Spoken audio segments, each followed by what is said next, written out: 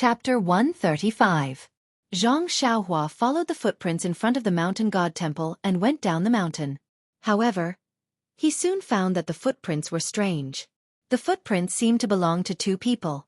One of them stepped deeper, and the other stepped shallower. However, they had one thing in common, which was that the footprints were very big. One step was enough for Xianxia to walk several steps. Xianxia was a little surprised. How long were these people's legs? Moreover, when going down the mountain, people walked on steep roads, but Xianxia couldn't. He had to find a gentle slope and look for the footprints at the bottom of the mountain. After walking for a while, Xianxia understood everything. There was a small forest in front of him. When he walked to the forest, the footprints disappeared and reappeared on the other side of the forest. At this time, Xianxia, who was half a step into Jianghu, seemed to know that the footprints he followed were left by a martial arts master. But why did these masters go to the mountain god temple? Xianxia didn't want to know. He just wanted to let the footprints take him back to the human world. After walking for a while, Xianxia encountered another problem. The footprints were divided into two lines, and they went in different directions. For this kind of problem, Xianxia didn't hesitate and easily chose the right answer. Why? Thinking with Xianxia's heel, he knew that if he followed the footprints that were deeper, then the footprints that were shallower must be good at lightness skill. The snow was vast. If the master was excited and stepped on the snow without leaving any trace, wouldn't Xianxia follow him in vain? Since he chose the direction, Xianxia followed the footprints of the martial arts master he had never met. He faced the rising sun and walked forward proudly. These footprints were worthy of Xianxia. Although the depth of the footprints differed from time to time, Xianxia could still distinguish them. Along the way, the footprints didn't seem to be any different, which made Xianxia feel very grateful. Xianxia couldn't stop praising this God-given good man. Now, shopkeeper Lu, who had already returned to the shop and wanted to freeze Xianxia to death, kept sneezing. He couldn't stop cursing Xianxia in his heart. What a lucky bastard! He actually found such a remote place to meet. Now he had caught a cold and had to spend money to see a doctor. It was almost noon. Xianxia was a little hungry. When she came out, she only took some dry food. She had planned to eat halfway. Now she didn't know where she was. She had eaten the rest in the morning. If she didn't find anyone today, she would be hungry at night. Just as Xianxia was letting his imagination run wild, he suddenly saw smoke on the horizon. Xianxia was overjoyed. He immediately turned around and ran towards the smoke. He didn't care about following in the footsteps of that arrogant man. The most direct result was that shopkeeper Lu, who just took the money and went out, suddenly stopped sneezing. He touched his nose, shook his head and said to himself, "Heaven helps the good. Last night, I didn't kill the country boy in the wild temple. I just sealed his sleeping acupoint and let him freeze to death. In comparison, I have accumulated good karma. I immediately received interest and didn't need to spend money to see a doctor. It seems that I have to learn from the senior management of the organization. They are real masters who kill people without spilling blood." Xianxia left the footprints and turned to the place where there was smoke again. She opened a road when she met a mountain and built a bridge when she crossed a river. She carried out the fearless Jianghu spirit. Finally, in the afternoon, she came to a small town in the countryside. Looking at the small town in the distance, the houses around the town, and the poultry around the houses, Xianxia sighed with emotion. She finally found human habitation. She didn't have to worry about being hungry anymore. Xianxia walked along the small path of the small town. It was a typical rural town, a little smaller than Lu town. Now that it was the new year, there were many people on the street. They were all wearing new clothes and smiling. When they met, they were all friendly and cupped their hands to each other. Many young boys about the same age as Xianxia were holding incense and setting off firecrackers happily. It was a scene of celebrating the new year. Xianxia's dress was not shabby, but it was not neat either. It didn't look like she was celebrating the new year. The people in the town saw it and felt a little strange. After all, ordinary people, no matter how poor they were, had to change their children's clothes for the new year. People like Xianxia who didn't have new clothes to wear were very rare. Moreover, they looked unfamiliar, so they must be an orphan in the countryside. How could Xianxia care about other people's faces? He looked for a place where he could buy food. However, after searching for a while, he suddenly realized that it was the new year. Ordinary small shops were closed and not open for business. Where could he buy food? Xianxia secretly touched the money bag in his arms. He couldn't help but smile bitterly. Since he was born, he had never taken so much money. He even had to starve. It was really unfair. Looking at the shops in the small town that were basically closed, Xianxia couldn't help but smile bitterly. Did he have to wait until the 6th day of the new year to buy food? He doubted whether he could survive until then. Xianxia sighed. It was impossible. He could only find someone and knock on the door to buy food. At this time, a young man in his 20s walked in front of him. He was dressed very brightly, had greasy hair and a powdered face. He seemed to be humming a little song. Xianxia hurriedly went forward and cupped his hands in greeting. "Excuse me, big brother." That person was squinting his eyes and reminiscing about something. He was very impatient when he was interrupted. Seeing the poor country child in front of him, he frowned and secretly cursed his bad luck. Was this person asking for money on the street? It was the new year. If he gave it, he would be distressed. If he didn't give it, he wouldn't get any good luck. He was in a dilemma. Thus he asked, "What's the matter?" As he spoke, his hand reached into his bosom and secretly took out a copper coin. If it was money, he would use it to send the matter away. Xianxia smiled and said, "Excuse me, big brother, what time is it now?" That person was stunned. So it wasn't money. His heart relaxed and he said with a smile, "It's 3 o'clock in the afternoon." After he finished speaking, he was about to walk away. Xianxia said again, "Sorry, big brother, you misunderstood. I asked what day is it today?" That person was even more stunned. He looked up and down at Xianxia and asked, "Little brother, do you have a fever? You don't know what day it is?" Xianxia smiled and said, "I mistakenly entered the deep mountains. When I came out, it was already late. What year is it now?" That person saw that Xianxia's words were extraordinary and immediately showed respect. He said solemnly, "Today is the 6th day of the 1st month in the 23rd year of Jianghu. I wonder when little brother entered the mountains?" Xianxia cupped her hands and said seriously, "It's about the beginning of the 12th month in the 22nd year of Jianghu." That person smiled and said, "Admirable, admirable. What a great immortal fate." Immediately, the smile on his face froze. Where did this come from? It's only 1 month. Are you kidding me? Xianxia laughed in her heart and asked again, "Big brother, may I ask where I can buy food in this town? Anything is fine as long as it can fill my stomach." That person was just about to speak when he suddenly rolled his eyes and said with a smile, "Which shop is open during the new year? However, little brother's request is not high. As long as you can fill your stomach, there is a place you can go." Xianxia said happily, "Please enlighten me, big brother." That person pointed to the distance and said, "Go forward from here until you reach the end of the road. Turn left and walk straight until you reach a sundry goods store. Turn right and walk straight. At the end of the road is a Food as Heaven restaurant. It might be open at this time. If it's not open, I'm afraid little brother will have to go hungry." After saying that, Xianxia thanked him again and again. Only then did she follow the path that the person pointed out and quickly ran. The young man behind her curled his lips and laughed sinisterly. He walked away by himself. When Xianxia arrived at the Food as Heaven along the designated path, she could not help but be stunned. It was not that the Food as Heaven restaurant was not open. It was just that the entrance of the Food as Heaven restaurant was filled with people and it was extremely noisy. It turned out that this Food as Heaven was the most prosperous restaurant in the small town.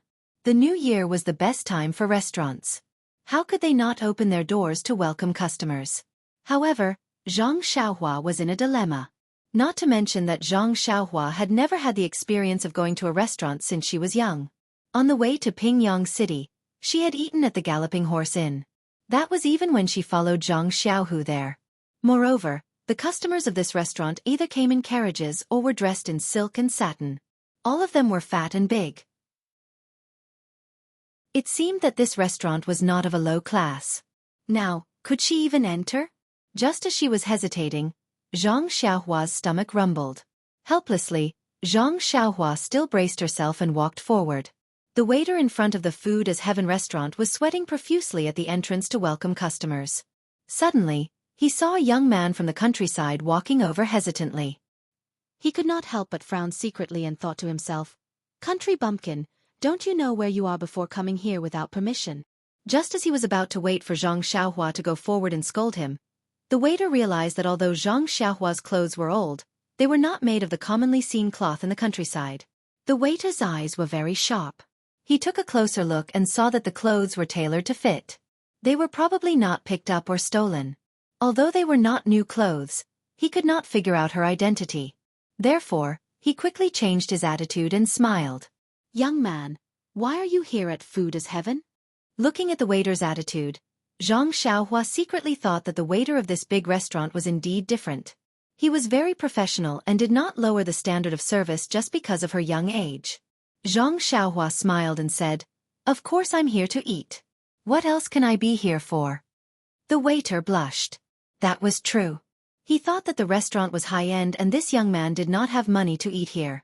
Perhaps he was here to look for someone or ask about something. He did not expect that the young man was here to eat.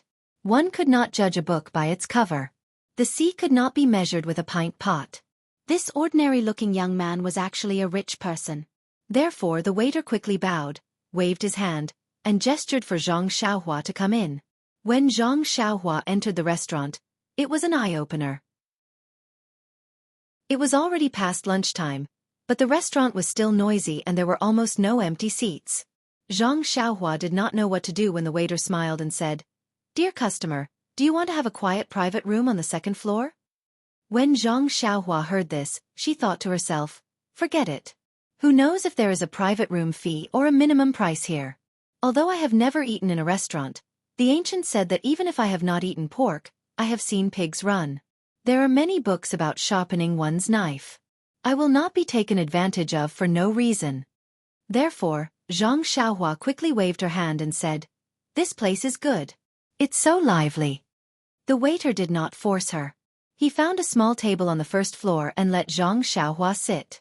Then, he poured tea for Zhang Xiaohua and brought the menu for Zhang Xiaohua to order. The menu was filled with the names of the dishes. Zhang Xiaohua did not understand them, but he could understand the prices. He flipped through them one by one. In the end, he secretly curled his lips. Why are they so expensive? He did not know what they were, but he could not bear to part with the money. When the waiter saw that he did not order after flipping through the menu, he thought that there was nothing he liked. So he smiled and said, "If dear customer is not satisfied, this small restaurant has a secret recipe. I will give you a few dishes to see if you are satisfied." The waiter swallowed his saliva and recited the names of several dishes in one breath. His voice was high and low, and it was very pleasant to hear. Zhang Xiaohua was very surprised when he heard it. This restaurant was different from others. Just reciting the names of the dishes was like singing. However, when he casually asked about the price of a dish, he immediately withered. It was actually much more expensive than the menu. Zhang Xiaohua rolled her eyes and asked, "Waiter, how much is the white rice in your restaurant?" The waiter was stunned and said casually, "White rice is free." Hearing this, Zhang Xiaohua was very happy. She clapped her hands and said, "Good, that's it. Give me 5 big bowls of white rice."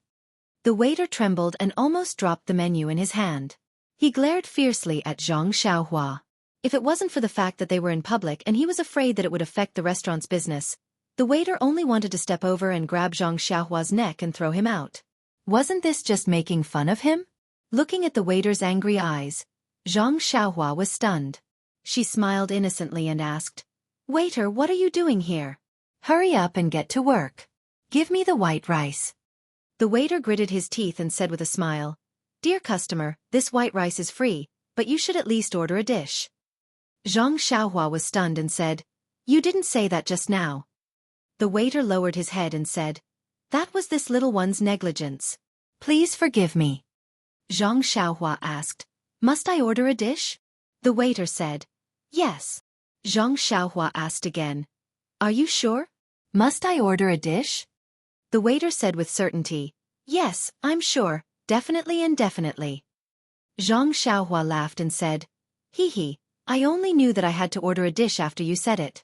If you didn't say it, how would I know that I had to order a dish? Since you said it, then I can only order a dish. All right, I'll order this. Zhang Xiaohua pointed at the cheapest dish on the menu, mala chicken offal.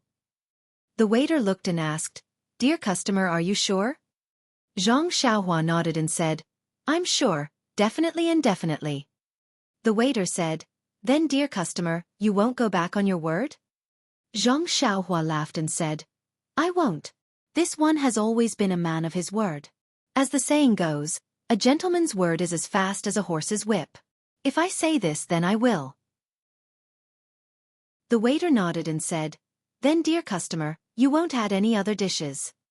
Zhang Xiaohua shook her head and said, "There's no need. However, I still want those 5 big bowls of white rice." Thus the waiter put away the menu and said, "Please wait a moment." Only then did he stagger away with a heart full of resentment. After the waiter left, Zhang Xiaohua poured a cup of water and gulped it down in one gulp. However, she still wasn't satisfied and drank 3 cups in a row. Only then did she slow down a little and thought, the tea in this restaurant is also ordinary. It's a far cry from the mountain spring water at home. However, this tea doesn't seem to cost money. I can drink more. After thinking, she was about to pour a 4th cup, but the teapot was empty. Zhang Xiaohua called out, "Waiter, can you add some more tea?" The waiter had just walked back and handed the menu to the chef when he was called over. He was still puzzled. He remembered that he had just poured a pot of tea for this youth. Could it be that he remembered wrongly? After waiting for the waiter to pour more tea, Zhang Xiaohua poured a full cup and drank it. She raised her head and looked around, sizing up the restaurant. At this time, it was already past mealtime. Most of the customers in the restaurant were drinking and chatting. On the left side of Zhang Xiaohua was a table of 5 burly men. They were dressed in martial arts attire and were drinking and chatting. Perhaps because they were sitting close to each other, those men's voices were also loud. Zhang Xiaohua didn't intend to listen to their conversation. However, those words still didn't reach her ears. She only heard one person say, "His granny, it's the new year. How can we be sent to such a poor place? It's really not a day for humans." Another person said, "That's right. In the past, we used to spend the new year with our wives and children. How can we have such a long escort this year?" One person said, "There's no other way. The customers are in a hurry. Time is tight, so we can only run during the new year." Another person said, "However, the remuneration this time is quite good. It's double the usual." One person said, "Then you're an old hat. The government has a rule that the remuneration for work during the holidays is 3 times the usual. What's with this?" Another person said, "Really? How come I didn't know about this? This won't do. I have to go back and talk to Chief Zhang. No matter what, we can't lose out." One person said, "Forget it. Chief Zhang is also a newcomer. Although he has gained some prestige recently, he's still not a proper escort. It's better to ask around in private first." Another person said, "Then we have to tell him so that he can be prepared. Maybe he doesn't even know about it." One person said, "That's fine too. Chief Zhang is usually very straightforward and enthusiastic. Maybe we can talk to the higher-ups and get some compensation." Another voice said, "Let's talk about these things when we get back. Aren't we just here to drink? We should just wait for the job to be done quickly so that we can go home. In this town, only this restaurant is worthy of our attention. Even if we want to find a place to drink, there's no such place." One person said, "There is, but it's a pity that we're not worthy of our attention. Besides, it's the new year and people have to go home too. How many of them are still waiting for you to take care of them in the courtyard?" Following that, the few of them talked about some men's topics in a vulgar manner. Zhang Xiaohua was already at the age where she didn't really understand. Her face and ears turned red as she listened, but she couldn't cover her ears.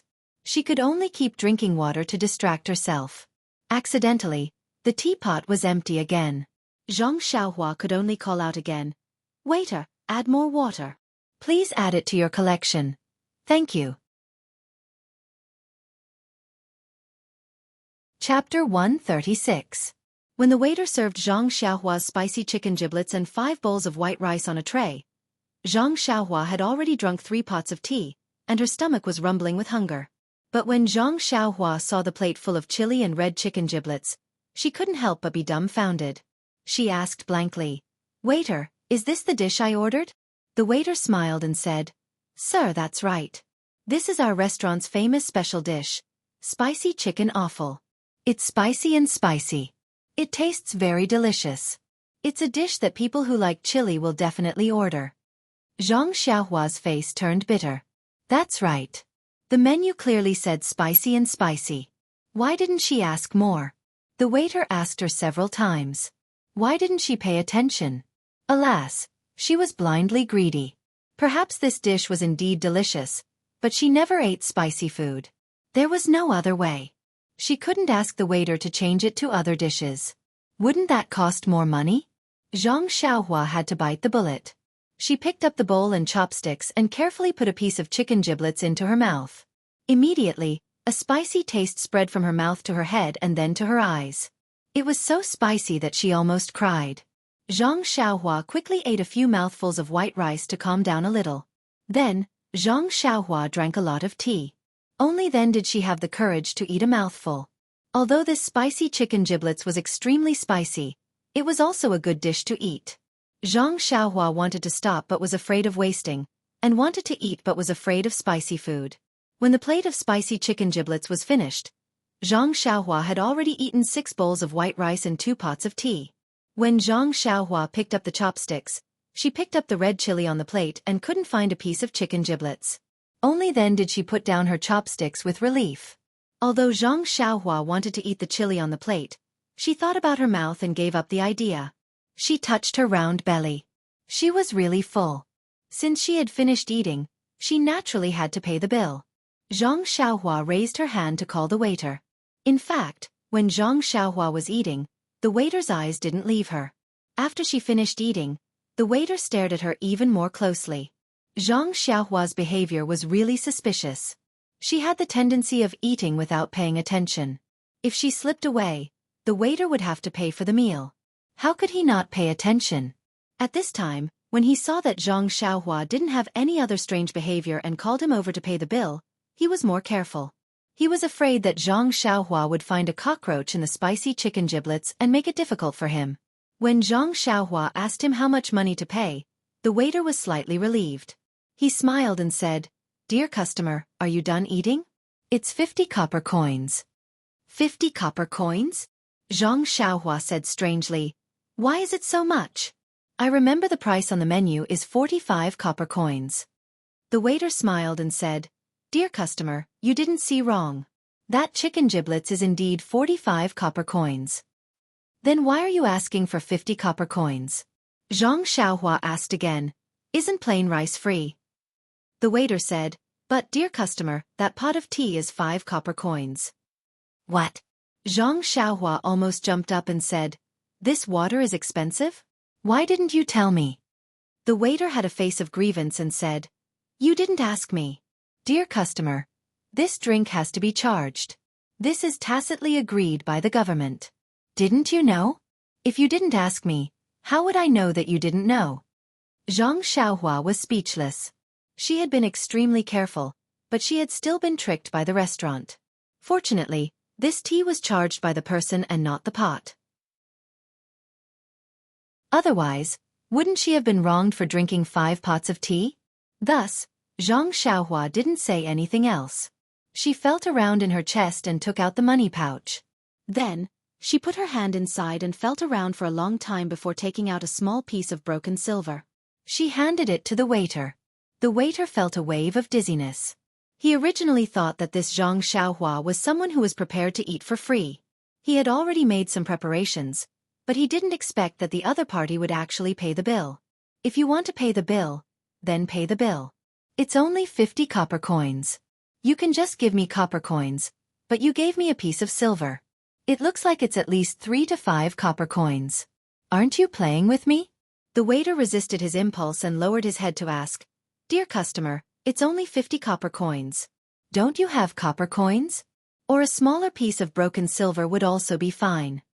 Zhang Xiaohua said in a serious tone, I don't have copper coins. This piece of silver in the pouch is also the smallest. The waiter completely fainted. What kind of person was this? Looking at the money pouch, there was at least a lot of silver in it. How could such a rich person be so stingy? She only ate a special spicy chicken offal and added 6 bowls of free white rice. That's right, she also refilled the tea 4 times. She even grumbled for the 5 copper coins for a long time. Not to mention the waiter's bitter face as he took the piece of broken silver to the counter to pay the bill. Zhang Xiaohua's actions attracted the attention of a wretched uncle next to her. He originally had a plate of peanuts and a jug of wine. He slowly drank and his bright eyes looked around. Zhang Xiaohua's food and appearance didn't enter his eyes. However, when Zhang Xiaohua took out the money pouch from her chest and took out a piece of broken silver, she even said that this was the smallest piece in the money pouch. His eyes couldn't help but light up. Not long after, the waiter returned with a tray in his hand. There was a string of copper coins on the tray. The waiter put the copper coins on Zhang Xiaohua's table and handed over an even smaller piece of broken silver. He said with a smile, Dear customer, this is your 4 copper coins and some broken copper coins. Please accept them. Zhang Xiaohua looked at the copper coins in front of her and said with a smile, Is the amount of copper coins enough? Is the weight of the silver enough? The waiter's face was full of righteousness as he said, Sir, you can doubt my character, but you can't doubt the credibility of our food is heaven. We definitely won't do things that are lacking in weight, and we definitely won't dare to embezzle money. Zhang Xiaohua said, If that's the case, then I'll believe you. Alright, waiter, I want to ask you, do you know where Pingyang City is? Pingyang City? That waiter scratched his head and said, Dear customer, I've only heard of Pingrong City, Yang City and Yu City. I've never heard of Pingyang City. This time, Zhang Xiaohua was stunned. Pingyang City was the biggest city he had ever seen, yet this knowledgeable waiter had never heard of it before. How far away was this place from Pingyang City? How far had he drifted to? Zhang Xiaohua immediately stood up and asked agitatedly, Then may I ask, is there a horse carriage company called Galloping? Galloping Horse Carriage Company? The waiter still scratched his head and said with a smile, There is a horse carriage company, but it's called Galloping. If you want to look for it, just turn left at the door and go straight. When Zhang Xiaohua heard this, she hurriedly tidied up the silver on the table and put the broken silver into the money bag. She took the string of copper coins and was about to put it into her clothes when she seemed to have thought of something. She took 1 coin from the string and hesitated for a moment. She took another coin and handed it to the waiter saying, This is your reward. Thank you for your hospitality. When the waiter saw the 2 large coins in her hand, he didn't know whether to laugh or cry. He didn't know if he should accept it or not. Most of the customers in this food as heaven restaurant had some status. Every time they tipped, they would either give 5 or 10 copper coins. Who would have seen these 2 coins before? However, when he thought about it, these 2 coins were the limit of the customer's behavior just now. Therefore, the waiter accepted it with a smile and said happily, Thank you for your reward, dear customer. This time he was sincere. However, Zhang Xiaohua was in a hurry to get up. She turned her head and said, Waiter, next time if you want to charge for the tea, remember to remind me in advance. Bang! The waiter fainted at the entrance of the restaurant. Zhang Xiaohua left the food as heaven, and quickly ran to the left. She didn't seem to notice what was happening behind her and didn't see the waiter's injured appearance. Moreover, he didn't know that when he was still talking to the waiter, the wretched uncle in the corner had already paid the bill. When he heard the waiter mention the horse carriage company, he left the restaurant in advance. Zhang Xiaohua walked out of the restaurant and turned to the left. She looked up and saw a big courtyard at the end of the street. She could vaguely see a flag flying in front of it. It must be the horse carriage company that the waiter mentioned. She estimated that there was still some distance to go. Zhang Xiaohua couldn't help but quicken her steps. In this small town that she was unfamiliar with, Zhang Xiaohua thought that the only way home was by horse carriage company. What a joke! Even the well-informed waiter didn't know where Pingyang City was. It must be very far away. If she were to walk home, how long would it take? The first time in his life that he went on a long journey was by horse carriage. This time, he naturally thought of horse carriage. He couldn't deny that the ancients said, Read 10,000 books and travel 1,000 miles. Xianxia walked for a while and saw that she would reach the entrance of the horse carriage company after crossing a junction. Xianxia could also see the words on the flag clearly. It was really Fast Horse Carriage Company, mission accomplished. But just as Xianxia was crossing the junction, a middle-aged man rushed from the side. Perhaps the road was slippery because of the snow. He bumped into Xianxia. Just as their bodies came into contact, Xianxia suddenly felt a hand reaching into her clothes and was about to take her money bag. Xianxia's senses were very sharp at this moment. She was also very agile. She immediately stopped in her tracks, turned her body and reached out with her left hand to grab that person's hand. She said, "What are you doing?" That middle-aged man saw that he was grabbed by Xianxia, but he didn't panic. He deliberately slipped and fell on the ground in front of Xianxia. He then shouted, "Aya, you little boy! Why are you so careless? You knocked me down? Aya, I'm injured." After saying that, he lay on the ground and started groaning. At this moment, Xianxia was holding onto that person's wrist. That person was lying in front of her. Xianxia didn't know what to do. Just as she was hesitating, she heard more voices. She turned her head and saw 6 or 7 youths who were slightly older than Xianxia coming from the junction. They came over with smiles on their faces. As they walked, they said, "Where did this poor boy come from? How dare he offend our brother Fan?" Seeing this scene, how could Xianxia, who had already stolen money bags from Pingyang City, not know what was going on? However, things had changed with the passage of time. The current Xianxia was no longer the Xianxia he used to be. Not to mention that the current Xianxia had used his own small sword to successfully assassinate a black-clothed expert. Just based on his proficient fist of the North Star, he wasn't afraid of these youths who were slightly older than him. Hence, he let go of that middle-aged man's wrist and crossed his arms in front of his chest. He smiled at the people coming from afar, full of confidence. At this moment, Xianxia was no longer the timid and brainless country boy he used to be. That middle-aged brother Fan saw a group of youths surrounding him and laughed in his heart. Seeing that Xianxia had let go of his wrist, he didn't get up. He just sat cross-legged on the ground. Some of the people around them avoided them as if they had seen a ferocious dog. Those who were braver stood far away and looked at Xianxia with pity. Those who were timid had already run away, afraid that these local ruffians would see them. When the group of youths came in front and surrounded Xianxia, that wretched middle-aged man opened his mouth and said, "Little brother, you accidentally knocked me down. Look, I'm injured to the point that I can't get up. What do you think we should do?" Xianxia looked at the surrounding youths and smiled at Brother Fan. "Big brother, I walked very normally. Even if I was a little fast, you were the one who bumped into me from the side. If we were to talk about injuries, it should be me." Brother Fan said in a sharp voice, "You're right. Look at the situation now. Are you sitting on the ground or am I sitting on the ground?" Xianxia said, "There's so much snow on the ground. I'm not in the mood to sit down.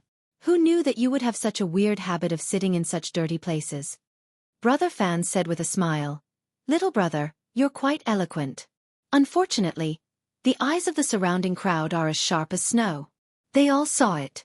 You can't deny it even if you want to." Xianxia smiled and said, "Sai, if that's the case, you say you're right, and I say I'm right. Then let's go to the yamen." Hearing this, Brother Fan sat up and said with a smile, "Little brother, if that's the case, you're definitely not going to follow the rules?" Xianxia asked, "So what if I follow the rules? What if I don't follow the rules?"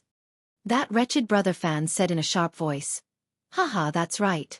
Little brother, if you follow the rules, then obediently take out the money pouch in your arms. We won't be ruthless. We'll leave you some money and we'll go our separate ways. What if you don't follow the rules? Hee hee, look at the crowd around you. They're all Samaritans. They represent the hearts of the masses." Xianxia smiled and said, "Haha, I finally know how to represent the hearts of the masses. These are the kind-hearted masses. If they were kind-hearted, why would they mix with you?" Brother Fan said with a smile, "Because I'm also a member of the kind-hearted masses." Xianxia said, "Then why do I feel that your actions don't seem like it?" Brother Fan heard this and said impatiently, "Look, This little brother doesn't seem like he's going to follow the rules. Xianxia was even more amused and said, "If you're not going to follow the rules, then why do you have to rush to follow the rules?" Seeing that Xianxia was teasing him without any sign of compromise, Brother Fan became angry from embarrassment. He waved his hand at the people behind him and said, "Forget it. Teach this kid a lesson. Let him know how powerful I am." When the people behind him heard this, 3 of them immediately walked out. They raised their fists and waved them around, showing off their thick muscles. Unfortunately, Xianxia didn't care and just smiled. When the 3 of them saw that they were talking to no one, they looked at each other, raised their fists, and ran towards Xianxia. The 3 of them had obviously practiced martial arts for a few days, and their movements were quite good at palm techniques. However, as soon as they got close, Xianxia took advantage of them and used a move from the Fist of the North Star to block the fist of the person in front of her. Then, she changed her move and swept her leg towards the person's non-existent lower body. With a bang, the man fell to the ground. At this time, another person also came in front of her. Xianxia didn't dodge and raised her fist to meet the person's fist. There was also a muffled sound as the 2 fists collided. Xianxia didn't move. The person cried out in pain and held his fist. He took a few steps back and opened his mouth in pain. The remaining person came closer, but when he saw what happened to the other 2, he was already scared. He retreated and prepared to retreat. How could Xianxia let him go? She shot forward and kicked the person's waist. That person also fell to the ground with an ouch. Xianxia was puzzled. Her kick wasn't very strong. Seeing that his 3 subordinates had been defeated, Brother Fan was in a dilemma. If he ran away without fighting, it would be difficult for him to convince the others in the future. However, if he continued to fight, the remaining 4 people and himself might not be a match for this person. What should he do? Brother Fan thought for a moment, then took out something from his waist and made a gesture to the other 4 people. The 4 of them did the same.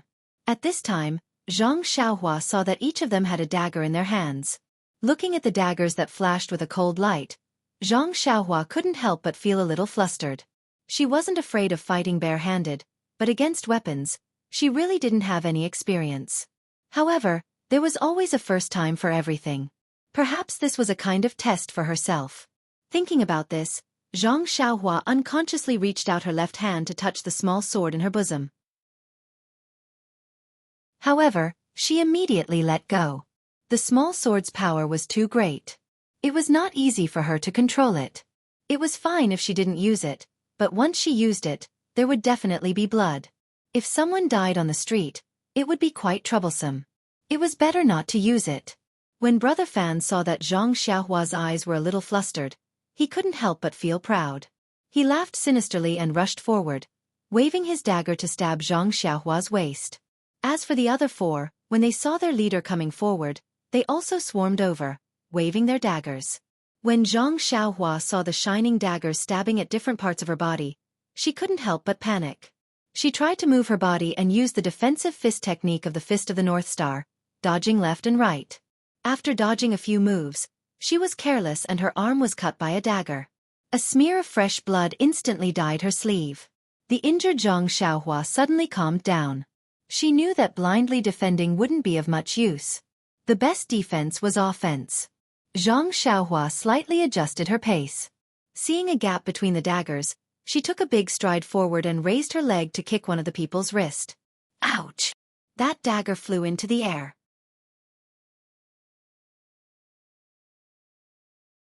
Chapter 137. Seeing that his attack was effective, Xianxia could not help but feel more confident. His steps also became more relaxed, as if he was taking a stroll. Speaking of Xianxia's combat experience, the fight on that rainy night should have been his battle of attrition. Unfortunately, the situation that night was urgent and there were no real fists and kicks. Moreover, against the black-clothed old man, he also defeated him with a single sword strike. It was a baffling victory. Xianxia's battle results were great, but his combat experience was very little, almost zero. Therefore, when he saw these little ruffians holding daggers, his heart would grow hairs.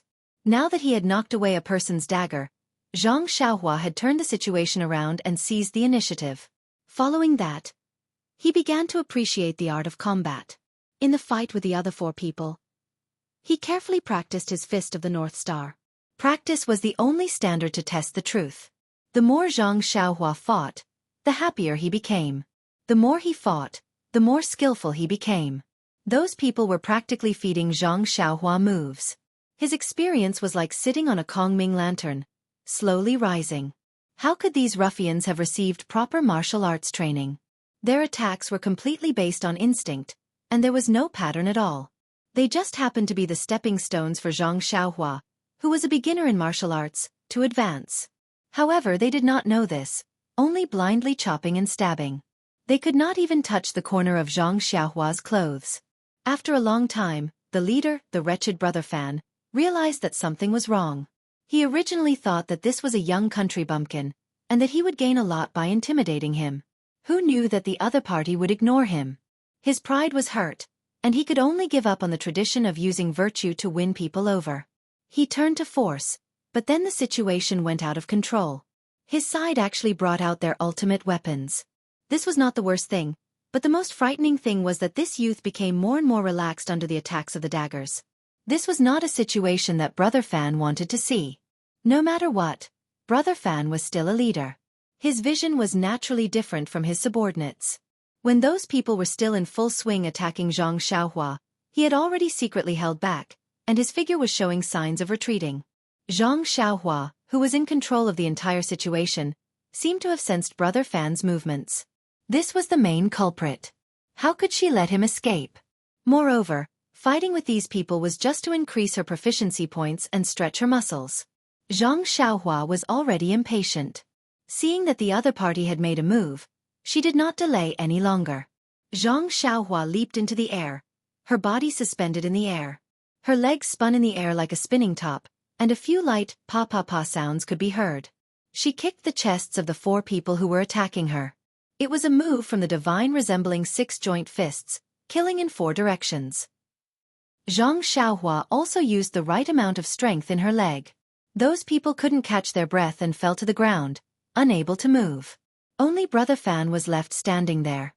At this moment, he suddenly heard the sound of applause from the side. Someone cheered. "Good move." Zhang Xiaohua turned to look. Weren't they the few men who were chatting at the Food for the Heavens restaurant just now? Zhang Xiaohua frowned. Just as she was about to speak, that wretched Brother Fan beat her to it. With a plop, he knelt on the spot and threw the dagger far away. He kowtowed and said, "Little master, please spare my life. Little master, please spare my life. I have an 80-year-old mother who is sick in bed, and I have children who haven't even reached the age of 3 who are crying piteously for food. If you take my life today, they won't be able to survive. You've taken 3 lives in one go." When Zhang Xiaohua heard this, she was stunned. Yes, if what he said was true, she really didn't know what to do. This person was so despicable. He sent people to rob her and even used a dagger. If she didn't have any martial arts to defend herself, wouldn't she be bullied by him? But if she let them go, Zhang Xiaohua couldn't help but think of her own family's experience in Lu Town. Wasn't that the case? Her heart was unwilling to accept this. Just as she was in a dilemma, the few men who had applauded and cheered just now came closer. The square-faced man at the front cupped his hands and said, "Little brother, this one is Yuan Chongqing. Greetings." Zhang Xiaohua saw that the other party was being polite. She didn't know who he was, but she did as she was told. That Yuan Chongqing saw Zhang Xiaohua frown and knew what he was thinking. He laughed and said, "Little brother, please don't take offense. This one is a little impetuous. However, I'm not familiar with this person, so please don't worry." Hearing this, Zhang Xiaohua was even more puzzled. If you were acquainted with this wretched Brother Fan, you could have come over to persuade him. He could have just let you go. If you didn't know this person, why did you come over?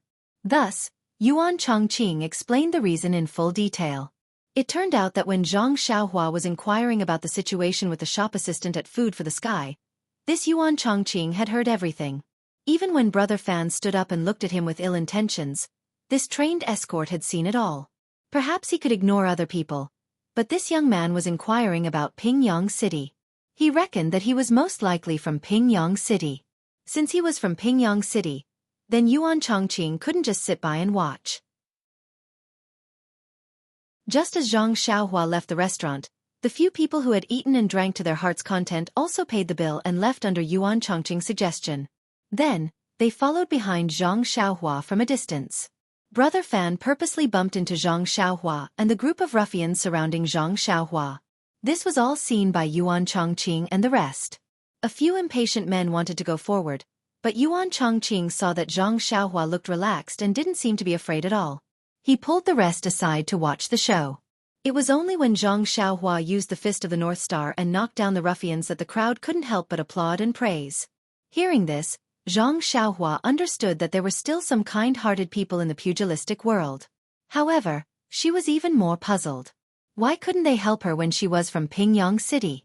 Thus, Zhang Xiaohua asked, "Brother Yuan, it should be natural for people in the pugilistic world to help when they see injustice on the road. When you saw me being bullied by the ruffians in your town, you should have helped me without hesitation. Why did you say that you didn't have to help me?" Yuan Chongqing and the rest blushed a little and said awkwardly, "Little brother, you don't know. We are like you and came from afar. A powerful dragon can't defeat a local snake. Isn't it better to avoid trouble if we can?" Zhang Xiaohua suddenly understood and asked again, "Then why do you want to help me?" Yuan Chongqing said, "Haha, the reason is very simple. Because we are also from Pingyang City." When Zhang Xiaohua heard this, she said in surprise, "Really? That's great. I was just worrying about how to go home. With you guys around we can go together. Haha, at least you can tell me where this is and how I can return to Pingyang City." Yuan Chongqing smiled and said, "Of course. When fellow townsmen meet, their eyes are brimming with tears. How can we not help you? Oh right, I haven't asked you.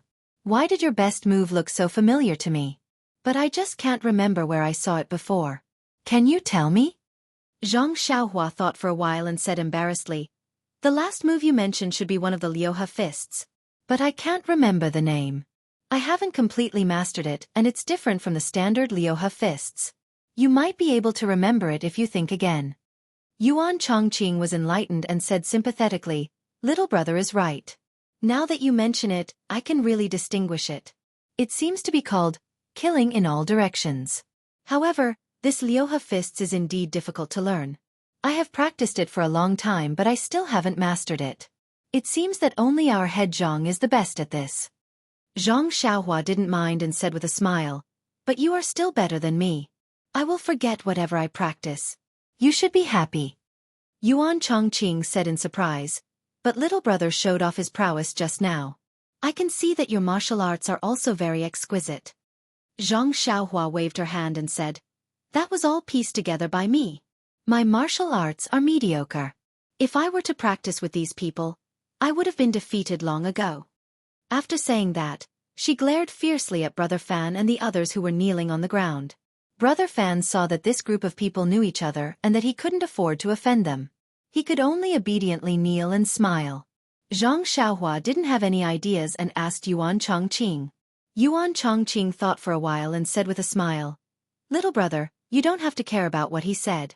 It's just a lie. At his age, how can he have an 80-year-old mother? He might have sons from 3 dynasties, but most of them are fake. You don't have to worry about anything. And these people are just local ruffians who only extort idle people. I don't think they would dare to do great evil." When Brother Fan heard that, he echoed, "That's right. Little master, please spare our lives. We are just making some spare money. What evil can we do?" Zhang Xiaohua said angrily, "Then how can you pick up a dagger? Isn't that harming people's lives? Do you dare say that you haven't harmed people's lives?" When Brother Fan heard that, he defended himself even more. "Little master, I know how to distinguish. Aren't I furious? I didn't expect to lose face in front of a little killing god like you. That's why I made a move. Look at our methods. What kind of outrageous things can we do? Our hands are clean. No lives have been taken." Zhang Xiaohua didn't quite believe him. She turned to look at Yuan Chongqing. Yuan Chongqing nodded, indicating that his words were trustworthy. He whispered in her ear, "Even if there is something outrageous, we are still foreigners. We don't understand the local situation. And with his situation, even if we send him to the authorities, It's just a formality. It's meaningless. Why don't we just teach him a lesson and let him go? When Zhang Xiaohua heard that, she knew what to do. She kicked Brother Fan and said, I'll believe you for now. In the future, don't do such things that harm people. If I see you again, hee, it won't be so easy. When Brother Fan heard that, he was overjoyed. He said, I know. Thank you for sparing our lives. I'll take them back and plan for their future. I won't do such things again. When Zhang Xiaohua heard this, he curled his lips and thought to himself, You make it sound better than singing. Who would believe you? At this time, the others also woke up. They supported each other. When they heard Zhang Xiaohua let go, they supported each other and prepared to leave with Brother Fan. But before they could take a step, Zhang Xiaohua suddenly rolled her eyes and shouted, You guys wait. I still have something to do. When Brother Fan heard that, his face turned pale. He turned his head and smiled. Young master, what is it? Zhang Xiaohua laughed and said, Letting you guys go so easily would be letting you guys off too easily. I can't give you guys a deep lesson. With a heart of compassion, I've decided to teach you guys a lesson. Brother Fan's face became even uglier. He said, Listen to this young master's instructions. I wonder how you'll teach us? Zhang Xiaohua said, Since you want to rob me and take my money pouch, I naturally have to pay you back in your own coin.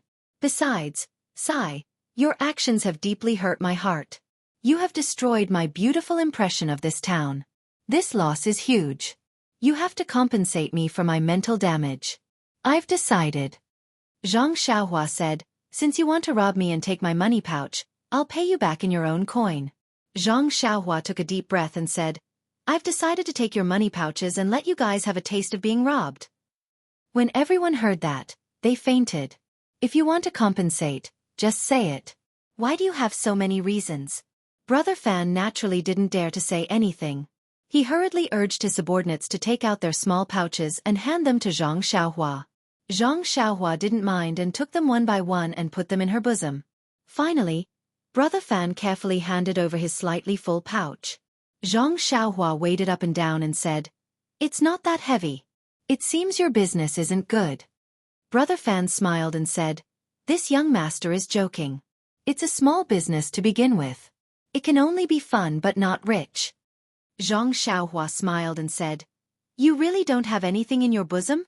Brother Fan smiled and said, I really don't have anything. Finished speaking, he rubbed his bosom to show that he wasn't lying. However, his hand suddenly stopped moving. He awkwardly took out a palm-sized light green jade pendant and handed it to Zhang Xiaohua. He said, This I forgot. I still have this thing in my bosom. Zhang Xiaohua asked curiously, Where did this come from? How could you forget? Brother Fan said embarrassedly, I took this from a rich merchant yesterday. I've already taken it to the town's jade merchant for appraisal. They said it's a worthless fake. Hee, I just put it in my bosom. If this young master doesn't mind that it's a fake, please kindly accept it. Zhang Xiaohua didn't stand on ceremony and reached out to take it. She said, I'll take it even if it's a fake. It's just a lesson to you. Thus, under Zhang Xiaohua's awe-inspiring righteousness, she plundered the 6 or 7 people's money pouches before letting them go. Yuan Chongqing and the others were dumbfounded by Zhang Xiaohua's actions. They didn't know what to say. Zhang Xiaohua's words were good, and he had his reasons too. You robbed me, so I had to teach you a lesson. Since you want to save people, then I'm not afraid of using strong medicine. Then, you ruffians, I'm sorry. Hand over your money bags. You can treat your own injuries. I'll teach you a lesson, and I hope you can remember this lesson. I hope you can remember this lesson. Zhang Xiaohua put the money pouches and the fake jade pendant into her bosom. Her heart was full, and her eyes curved into crescents. She smiled and said, Everyone, why are you standing there in a daze? Where do you live? Do you want to go to the galloping carriage company together? Yuan Chongqing and the others came to their senses and said, No need, no need. We have our own accommodation. Little brother, come with us. Zhang Xiaohua smiled and said, Then I won't stand on ceremony. After saying that, she followed Yuan Chongqing and the others and walked away, stepping on the snow. Everyone walked by the roadside, not saying a word, as if they hadn't recovered from the shock just now. Xianxia didn't mind and asked as she walked. Big brother Yuan, after talking for so long, I still haven't asked which part of Pingyang City you are from. Yuan Chongqing said, we are the armed escorts of the Lotus Flower Escort Company in Pingyang City. This year, we went on a long trip and came to this remote town. I reckon we'll be going back in a few days. Lotus Flower Escort Company? Armed escorts? When Zhang Xiaohua heard this, she jumped 3 feet high in surprise, almost scaring everyone. After that, Zhang Xiaohua pulled Yuan Chongqing's hand and asked, then Big Brother Yuan, do you know someone called Zhang Xiaohu? Zhang Xiaohu. Yuan Chongqing and the others were surprised and said in unison, of course we know him. He's our leader Zhang. Zhang Xiaohua suddenly understood. No wonder they said that their leader Zhang was familiar with the 6 complementary fists. Wasn't that Zhang Xiaohu's signature fist technique? Yuan Chongqing asked, little brother, do you know our leader Zhang? Zhang Xiaohua smiled and said, I don't just know him. I've known him for 13 years. Yuan Chongqing was stunned and said, what do you mean? Zhang Xiaohua said, I'm his biological younger brother. I'm 13 years old this year. Do you think I'm right? Yuan Chongqing suddenly understood. Oh, I know. I heard that leader Zhang has a very strong younger brother.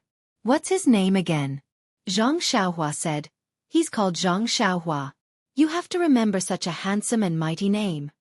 Yuan Chongqing smiled and said, yes, he's called Zhang Xiaohua. He came to the escort agency with leader Zhang last year to apply for a job. I heard that he even lifted 500 kilograms of stone weights. It's a pity that I wasn't there yet. Otherwise, I would definitely recognize you. Little brother, please don't blame me. Zhang Xiaohua smiled and said, no. Look, I look quite similar to second brother. Yuan Chongqing took a closer look and said, yes, there are some similarities. However, you're still small and skinny now. Your face is a little chubby, but your brows are still similar. However, if you look at it directly, you might not be able to recognize him. Since he was Zhang Xiaohu's subordinate, he was naturally not an outsider. Moreover, Zhang Xiaohua had been recuperating at the escort agency for a long time before the new year, so he had long regarded the agency as his home. Therefore, he was very close to Yuan Chongqing and the others. The few doubts he had were thrown away. Sure enough, it didn't take long for them to arrive at a slightly remote alley on the east side of the town. After entering the alley, they saw a half-closed courtyard door. Yuan Chongqing and the others pushed the door open and shouted, Leader Zhang, is Leader Zhang here? Before they could hear Zhang Xiaohu's reply, another loud voice rang out. Why are you shouting so loudly? If you don't follow the rules, what's the point of your daily training? Your leader Zhang isn't here. He's out on some errands. If you have anything to say, just tell me. Zhang Xiaohua followed Yuan Chongqing and the others into the small courtyard. The owner of the loud voice also came out from the central room. He was a bald, brawny man with a fierce face. When Yuan Chongqing and the others saw him, they quickly saluted and said, Escort Leader Luo, you're here. Escort Leader Luo approached them. His nose twitched a few times, and he frowned and said, You guys went drinking again?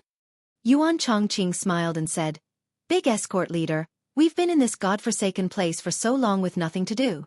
Our brothers were bored, so we went out for a drink.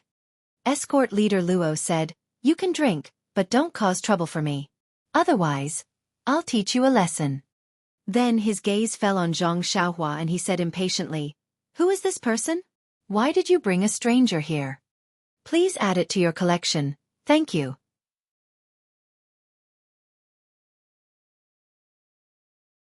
Chapter 138. Seeing the change in escort chief Luo's expression, Yuan Chongqing hurriedly explained, Please don't misunderstand, escort chief. This young man is our chief Zhang's younger brother. His name is Zhang Xiaohua. We happened to meet him in town, so we brought him back to let the two brothers meet. Think about it, even if he isn't Chief Zhang's younger brother, he's still so young. Since he's from Pingyang City, we can't just let him wander around here alone, right?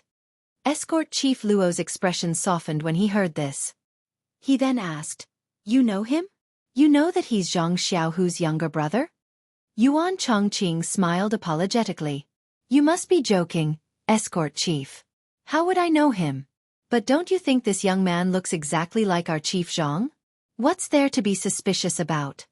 Escort Chief Luo looked at Zhang Xiaohua suspiciously for a moment, then patted his bald head and said, You're Zhang Xiaohua, right? I think I've seen you somewhere before. Zhang Xiaohua smiled. It's like this, Escort Chief Luo. I was injured before the new year and spent some time recuperating in the escort agency. Perhaps we met during that time. Escort Chief Luo thought for a moment and said with a smile, Perhaps. The escort agency was quite busy before the new year and I often went out on missions, so I didn't spend much time in the agency. Perhaps we met once or twice. Then, Escort Chief Luo said to Yuan Chongqing, Zhang Xiaohu went out to settle some matters and will probably return at night. You can bring this child to his room first. With that, he walked out of the door with his head held high. After Escort Chief Luo had walked far away, Yuan Chongqing stopped smiling and said in a low voice, Ignore him, Zhang Xiaohua. This person always looks down on us escorts just because he's an escort chief. He's always picky about us. Our Chief Zhang, I mean your second brother, has always argued with him over these trivial matters. Otherwise, why would he pick on you? Zhang Xiaohua didn't mind. She was a stranger who had suddenly barged in. Naturally, they would interrogate her carefully. If she was let off so easily, how could she still be an escort leader? Seeing that Zhang Xiaohua only smiled, Yuan Chongqing said, Let's go. I'll take you to Chief Zhang's room. You must be tired. Take a rest first and wait for your second brother to come back tonight. With that said, the few of them brought Zhang Xiaohua to a simple and crude room. The door was ajar, but when they pushed the door open and entered, the room was not empty. Yuan Chongqing smiled and said, This courtyard was temporarily rented by us when we came over during the new year. It's very simple. We'll probably leave in a while, so we didn't add anything. Zhang Xiaohua smiled and said, This house is similar to the one second brother has at the escort agency. Yuan Chongqing said, Chief Zhang's house is still all right since he's living alone. Chief Zhang also likes cleanliness, so of course the house is clean. The few of us are just next door, but together, it's not something that can be described as simply dirty and messy. All right, Zhang Xiaohua, take a rest first. Chief Zhang will be back soon. We'll give him a big surprise. Zhang Xiaohua's heart skipped a beat. She said, Okay. Then it's a deal. Don't tell him in advance. Yuan Chongqing and the others smiled and said, Okay, it's a deal.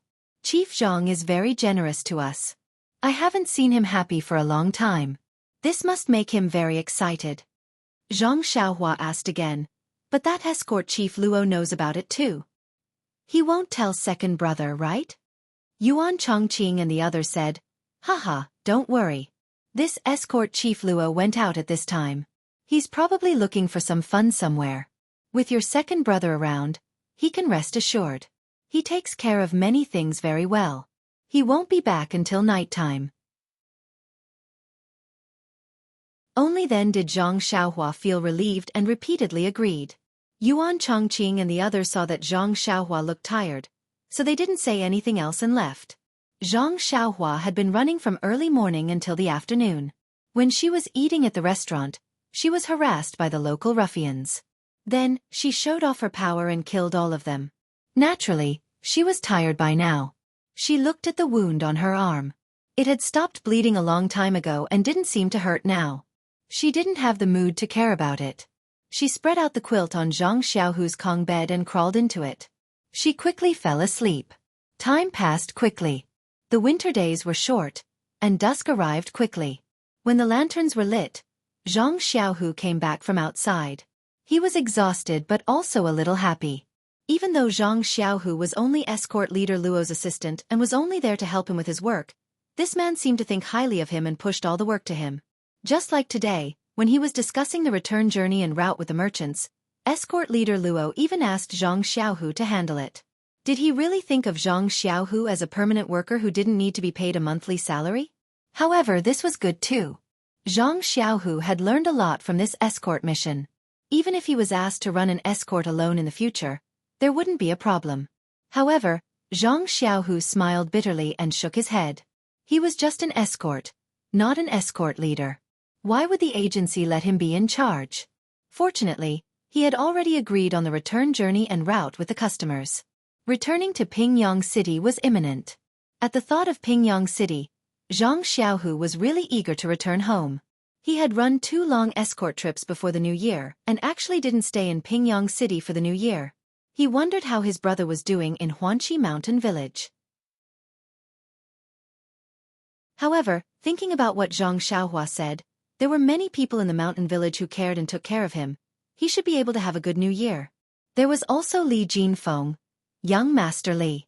He had agreed to let him pass a message to his family and bring some money back when he returned home before the new year. However, he came and went in a hurry and didn't have time to see him. At this moment, he should be at home enjoying the happiness of family. He wondered if he still remembered to make a trip to Guozhuang House. Zhang Xiaohu entered the courtyard. As he greeted the people in the courtyard, he quickly walked back to the house. He pushed open the half-closed door and walked to the small table in the house. He took out a fire starter and lit the oil lamp. He then poured a cup of water and sat on the stool while drinking, heaving a sigh of relief. When he finished drinking the water, he then realized that there was another person lying on his Kong bed. Zhang Xiaohu shook his head and thought to himself, which escort agency's brother is this again? After drinking, he entered the wrong house. Hence, Zhang Xiaohu stood up, picked up the oil lamp and walked to the Kong bed. That person was lying sideways on the Kong bed and was sound asleep. Zhang Xiaohu rolled him over and scolded him with a smile. Hurry up and get up. It's already dark. Quickly go and eat. If you want to sleep, go back to your room and sleep. However, this person was very small and light. Zhang Xiaohu easily flipped him over. Just as he was feeling surprised, he couldn't help but exclaim when he saw that person's face. Xiaohua! The oil lamp in his hand almost fell on Zhang Xiaohua's face. Zhang Xiaohu was shocked. He quickly calmed himself down and held the oil lamp tightly to prevent Zhang Xiaohua from being disfigured. He took a closer look and rubbed his eyes. If it wasn't Zhang Xiaohua's small face, who else could it be? Was he dreaming? Zhang Xiaohu walked to the door and looked at the courtyard. There were a few bodyguards and armed escorts walking around. The snow in the courtyard was still very deep. Wasn't this the courtyard he had just entered? Then, Zhang Xiaohu pinched his cheeks unconfidently. The pain proved that he wasn't dreaming. But why did Zhang Xiaohua come to his Kong bed from Pingyang City? With that thought, Zhang Xiaohu walked quickly to the Kong bed. He wanted to wake Zhang Xiaohua up and interrogate her. However, when he saw Zhang Xiaohua sleeping soundly, he immediately retracted his hand. It was better to let Xiaohua have a good sleep. No matter what happened, no matter how serious it was, since she was under his protection, this burden would naturally be shouldered by him, the older brother. His younger brother was still young and must have suffered a lot when he came here. Even if the cause of the matter was complicated, now was not the time to ask. Everything would have to wait until he woke up. Thinking of this, Zhang Xiaohu carefully blew out the oil lamp and put it down. He then tiptoed carefully and walked out softly. He carefully closed the door, afraid that he would make a sound and disturb Zhang Xiaohua's good sleep. Walking to the courtyard, Zhang Xiaohu stopped one of the armed escorts and asked, "Is Escort Chief Luo here?" That person smiled and said, "Chief Zhang, you still don't know when Escort Chief Luo ate here at night? He must be outside at this time." Zhang Xiaohu laughed and scolded, "Of course I know that. I'm asking if you saw him today?" That person said, "Not since this afternoon." Zhang Xiaohu probed again, "Then did you see anyone enter my house?" That person thought for a while and said, "I don't remember. Our courtyard is remote and no strangers usually come here. If someone came, I would naturally remember." "Why? Chief Zhang, did you lose something?" Zhang Xiaohu smiled and said, No, I'm just asking." After saying that, he let that person go. Then, he asked a few other armed escorts and they all gave the same answer. Zhang Xiaohu was a little puzzled. Did his younger brother fly here? Moreover, how did he know he was here? Just as he was thinking, he bumped into Yuan Chongqing and a few other armed escorts who were on good terms with him coming back from outside. When Yuan Chongqing saw Zhang Xiaohu, he smiled and said, "Chief Zhang, did you just come back from outside?" Zhang Xiaohu smiled and said, "Yes, I just came back." Why did you all go out again? Yuan Chongqing said, It's very boring to stay in the courtyard. Why don't we go out? Zhang Xiaohu said, Instead of going out for a stroll, it's better to practice some punches and kicks. Why don't you practice some punches to train your body? Yuan Chongqing smiled and said, Chief Zhang, we can't compare to you. Our punches and kicks are just like that. How can we improve?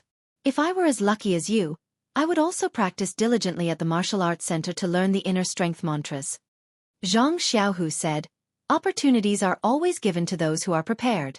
If you don't put in the effort, you won't be able to seize the opportunity even if you have it. Yuan Chongqing said, All right, Chief Zhang, I know you're good to us. We'll practice our punches well after dinner. It won't be a waste of your saliva. Zhang Xiaohu smiled and said, It's your business whether you want to practice or not. You don't have to look at my face. Then, Yuan Chongqing asked mysteriously, Chief Zhang, did you just come back? You haven't gone back to your room yet, right? Zhang Xiaohu didn't understand and said, I've been back for a while. I just went back to my room. Immediately, he came to a realization and asked, You were the one who brought Zhang Xiaohua back? Yuan Chongqing blinked and said with a smile, It seems that I was the one who did it. Zhang Xiaohu laughed and said, Good brother, I didn't treat you like this in vain. This time, I have to thank you properly. Yuan Chongqing hurriedly declined and said, Chief Zhang, you're too polite. You're usually very generous to your brothers. Although you're still young, everyone listens to you. We're all happy to do something for you, so you don't have to be so polite. Besides, we just happened to meet at the right time. We really didn't do anything. Zhang Xiaohu smiled and said, No matter what, Xiaohua is only a teenager. If you didn't bring him, he wouldn't be able to find this place. All right, how did you meet him? Do you know Xiaohua? Asking this, Yuan Chongqing and the others' expressions were very interesting. He said, Chief Zhang, like father like son, it should be Brother Dragon and Brother Tiger to you. Zhang Xiaohu stared blankly and scolded with a smile. Nonsense, my big brother is called Little Dragon, and I'm called Little Tiger. Of course I'm Brother Dragon and Brother Tiger. Yuan Chongqing saw that he didn't understand and explained with a smile, I'm your little brother. That's what you call amazing. Zhang Xiaohu didn't understand, so Yuan Chongqing told him everything he saw and heard in the afternoon. With this, he spoke for a full quarter of an hour. It had to be said that this Yuan Chongqing's eloquence was excellent. Not being a storyteller with a bright future was a big loss to the storytelling world. There were a few people nearby who all gave a thumbs up and praised Zhang Xiaohu for having an amazing little brother. Zhang Xiaohu's expression was uncertain as he listened. He was worried about Zhang Xiaohua's arm injury. After waiting for Yuan Chongqing to finish, he said, You guys wait here for a moment. I'll be right back. Under everyone's puzzled gaze, Zhang Xiaohu quickly ran back to his room. However, he came back with a normal expression. Yuan Chongqing asked, Chief Zhang, did you forget something? Zhang Xiaohu smiled and said, I didn't forget anything. I'm just worried about Xiaohua's injury. If I don't see it with my own eyes, I won't be at ease. Only then did everyone understand. They secretly sighed in their hearts. Others were only concerned about the excitement of the fight. Only his own brother didn't care about the result and only cared about his little brother's injury. Only when he saw that the injury was fine could he be at ease. Yuan Chongqing was also ashamed and said, Chief Zhang, this is my fault. I only cared about bringing Zhang Xiaohua back and forgot about this matter for a moment. I don't know how his arm is now. Zhang Xiaohu smiled and said, It's fine. It's just an oversight. I also roughly looked at it just now. I couldn't see clearly under the oil lamp. It seems to have scarred. It should be just a superficial wound. I guess it's because of the blood loss. Xiaohua is so tired. He's usually so lively. Yuan Chongqing said fiercely, It's fine if Xiaohua is fine, but if there's a little problem, we brothers will definitely find justice for him. Zhang Xiaohu also said with a gloomy face, That's right. My little brother can't be injured for no reason. Although they were spared in the afternoon, since they're injured, it's another matter. I'll go look for them tomorrow and make them bleed a little. Hearing this, Yuan Chongqing's expression was strange. Just now, in order to protect Zhang Xiaohua's heroic image, Yuan Chongqing used the spring and autumn annals technique. Some things were omitted. Since Zhang Xiaohu said this, Yuan Chongqing couldn't hide it. So Yuan Chongqing looked around and pulled Zhang Xiaohu to the side. Yuan Chongqing whispered into his ear. Hearing this, Zhang Xiaohu's face was in high spirits. When Yuan Chongqing finished, his mouth almost split open from laughing. He still didn't believe him and asked, "He really did that? You really saw it with your own eyes?" Yuan Chongqing smiled and said, "How can I lie to Chief Zhang? Why don't you ask him tomorrow? Or you can go back and take a look later." Zhang Xiaohu laughed and said, "If that's the case, then I won't go look for trouble with them." Ha! After saying that, he said, "Brothers, in a while, let's go drink. We won't go back until we're drunk." Well, this was good.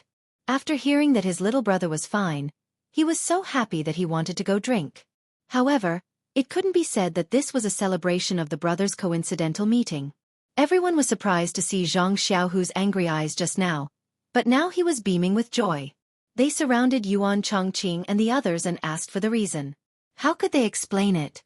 They just kept evading and told them to go look for Zhang Xiaohu. Zhang Xiaohu also kept them in suspense and refused to say anything. Everyone was depressed. At the dinner table in the evening, when everyone took advantage of Zhang Xiaohu's drunken state to ask again, Zhang Xiaohu finally said it clearly. Hearing this, everyone laughed and gave a thumbs up, saying, "Zhang Xiaohua, you're really funny." Then everyone's faces turned white.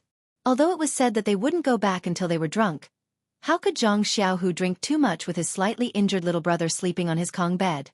The rest of the people went back full of joy. Only Zhang Xiaohu returned to the small courtyard sober.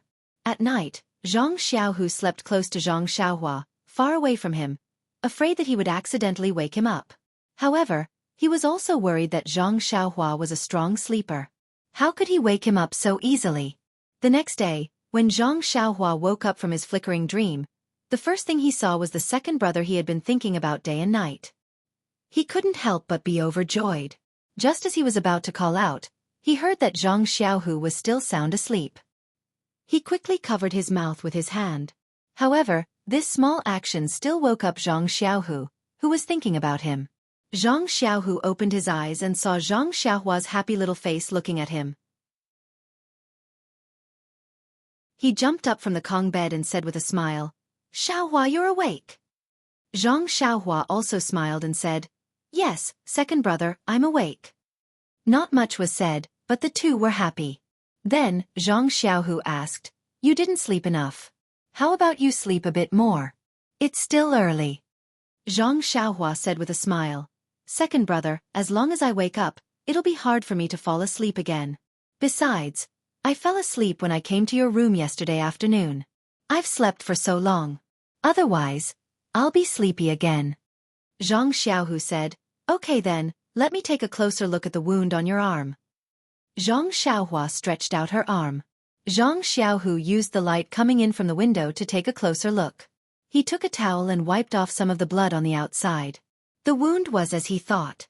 It had already scabbed over, as if it had been healed for several days. Zhang Xiaohu was completely relieved. "Please add it to your collection, thank you."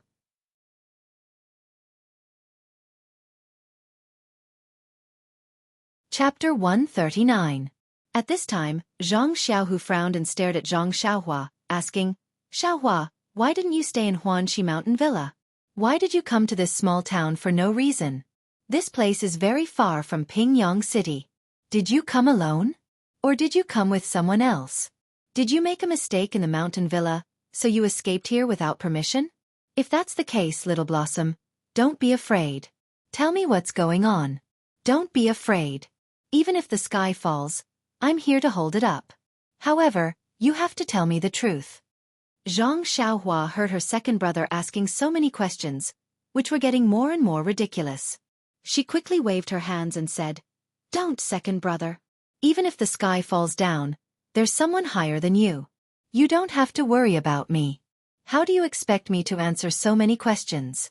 You'd better pour me some water first. I'm thirsty.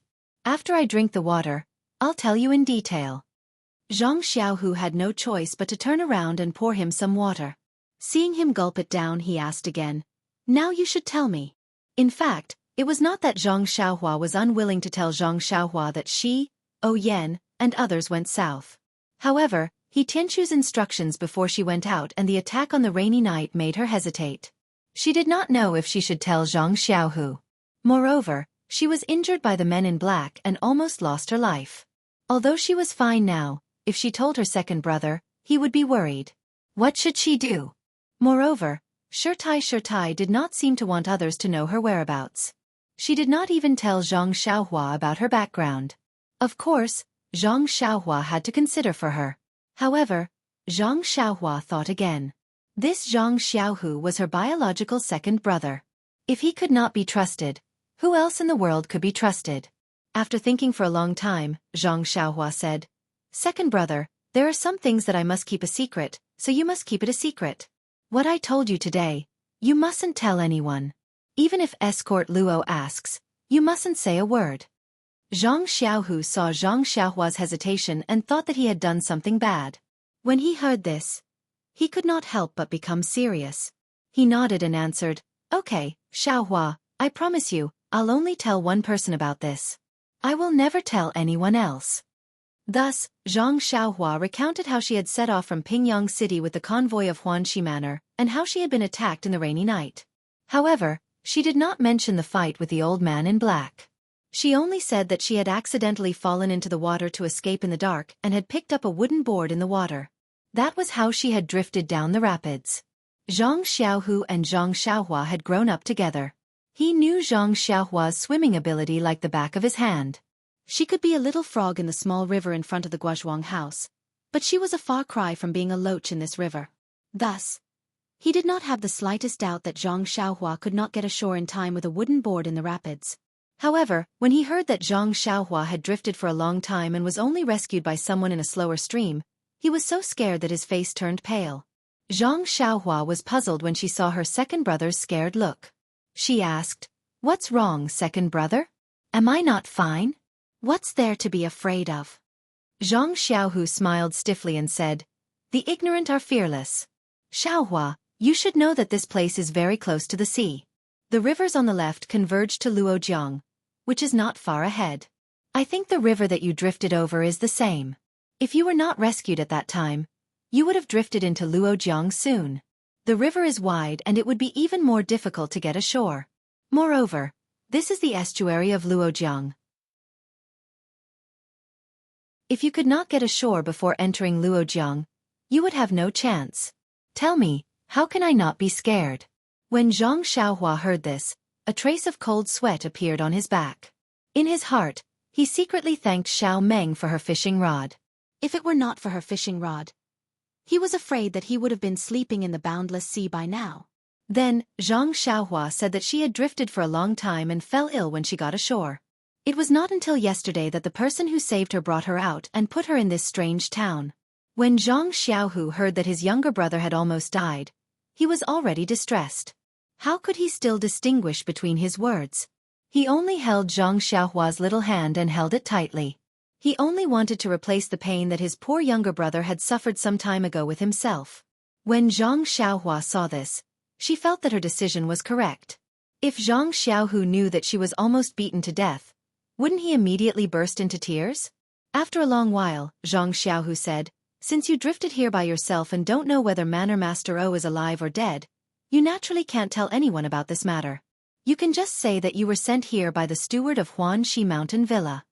However, he immediately smiled and said, "It's also difficult. How can a small child like you be sent so far away? Why don't you say that you came here with someone else and got separated when you reached here? Now that you have coincidentally met us, just follow the escort team back. Everything will naturally be clear when we reach Pingyang City." Zhang Xiaohua blinked and said with a smile, "Then we will do as second brother says. Fortunately, big brother Yuan brought me back yesterday. He saw that I was tired and didn't ask me in detail. Otherwise, I really wouldn't know what to say." At this point, Zhang Xiaohu seemed to have thought of something and said with a smile, "I heard that someone was very impressive yesterday. She killed everyone and obtained a lot of spoils of war." When Zhang Xiaohua heard this, she immediately blushed and muttered, I also didn't want to let them go for nothing. Then, she shook Zhang Xiaohu's arm and said, "Second brother, I won't dare to do it again, okay?" However, Zhang Xiaohu's face turned stiff and he said in a strange tone, "Why not? Not only will I do this in the future, but I will also make them bleed a lot. I can't wait to beat these local ruffians up personally. Why would I blame you?"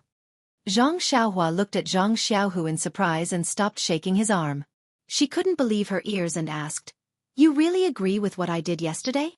Zhang Xiaohu said with a smile, "Yes, second brother agrees wholeheartedly." When Zhang Xiaohua heard this, she giggled and said, "That's my good second brother. That's right, I haven't taken a look at yesterday's loot. It's a good time to take an inventory." When she finished speaking, she took out a pile of money bags of different sizes. She casually took a bulging bag and opened it to take a look. Zhang Xiaohu also took one and opened it.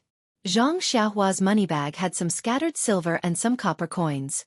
While he was counting, he heard Zhang Xiaohu shout, "Oh, there's a lot of things in this money bag. There's even a pearl hair clip. Why is there a small stone?" Zhang Xiaohua looked up and saw that her second brother was holding the money bag she picked up and looking at it with great interest. Zhang Xiaohua snatched it and said, "This isn't yesterday's loot. I picked it up on the mountain a few days ago." Zhang Xiaohu was surprised, but he didn't doubt her and said with a smile, "Xiaohua, your fortune has come. How can you casually pick up a money bag? There's a lot of silver inside." Zhang Xiaohua was too lazy to explain to him. She took a money bag from the table and threw it to him, saying, "Hurry up and take a look." Zhang Xiaohu caught it and said, "It's too slow to look at it like this. It's better to pour it all on the table." Zhang Xiaohua said with a smile, "Second brother, that's a good idea." Thus, the two of them picked up the money bags and poured out the contents one by one. Although there were 7 or 8 money bags on the table, there were very few things inside. Apart from one of the money bags, which should be Brother Fan's, which had a bit more silver, the others were mostly copper coins. Zhang Xiaohua looked and thought, "The money bags are so empty. No wonder they want to steal from me." However, many grains of sand make a tower, and many armpits make a fur coat. Although each pouch did not have much silver, there were 7 or 8 of them. Upon closer inspection, other than the dozens of copper coins, there were also about 5 taels of silver scattered around. Zhang Xiaohu was extremely happy to see this. After tidying up, Zhang Xiaohu pushed the silver and copper coins to Zhang Xiaohua and said, "This is your harvest.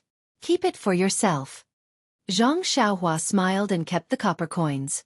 She pushed the rest to second brother and said, "Second brother, I'll keep the copper coins as pocket money. Help me keep the silver for now. When you have time, you can bring it back to father and mother." When Zhang Xiaohu heard this, he didn't refuse. He found a nice-looking one from the empty money bags and put the money in his chest, saying, "All right, it would be impolite for me to refuse. Today, I finally have my own money bag. Hee, it's not worse than the one you picked up from the mountain." Zhang Xiaohua didn't say anything. He took out the jade tablet from his chest and said, "This is also for you. Yesterday, that person said it was a fake. When you have time, find a pawn shop and sell it for some money." Zhang Xiaohu received it with his hands, looked around, and then returned it to him, saying, "Forget it, this silver is not a small amount. This is a fake after all, it's not worth much, just take it and play with it." When Zhang Xiaohua heard this, he kept it in his chest. Then, he took out the small sword from his chest and passed it to Zhang Xiaohu. Zhang Xiaohu saw Zhang Xiaohua taking out things from his chest and couldn't help but laugh. "Is that 100 treasures pouch in your chest? Why do you always have good things to take out?" Zhang Xiaohua smiled and then told Zhang Xiaohu about the incident with He Tianshu at the small town's weapon shop. When Zhang Xiaohu heard this, he was secretly amused. In the past, before he was sent out in Pingyang City, he thought that the price of weapons was the same everywhere. After coming out a few times, he realized that the price of each weapon was different in every place. These 7 taels of silver were probably not much in He Tianshu's eyes, but in the eyes of the blacksmith, it was a huge sum. It was no wonder that the blacksmith would buy one and get one free. Zhang Xiaohu saw that his younger brother liked this small sword very much and took it to take a look. After looking at it from left to right, other than it being very heavy, he couldn't see anything special about it. It also didn't have the feeling of being connected by blood, as Zhang Xiaohua said. He smiled and said, "Looks like you hit it off with this small sword. I can't see anything strange about it. However, since it was given for 7 taels of silver, it must be something good." Although Zhang Xiaohu said this, he didn't think much of it in his heart. He felt that his younger brother had only found one because he didn't have many toys since he was young and couldn't bear to part with it. Zhang Xiaohua saw that her second brother didn't think much of it and lost interest. Naturally, he couldn't tell him that he had used this small sword to kill people, so he could only keep it close to his chest. At this time, the sky was already bright. Zhang Xiaohu said, "Let's go, Xiaohua. Let's go eat first. I still have work to do later. You can play in this courtyard. The time of our return is more or less set. Just come back with us. Don't worry about anything else. Just have fun." Zhang Xiaohua pursed her lips and thought to herself, "You're still treating me like a child." Zhang Xiaohu led Zhang Xiaohua out the door and bumped into Escort Luo. Escort Luo looked sleepy, as if he had a hangover. He didn't look embarrassed when he saw Zhang Xiaohu. Instead, he yawned and asked, "Zhang Xiaohu, how did the discussion go yesterday?"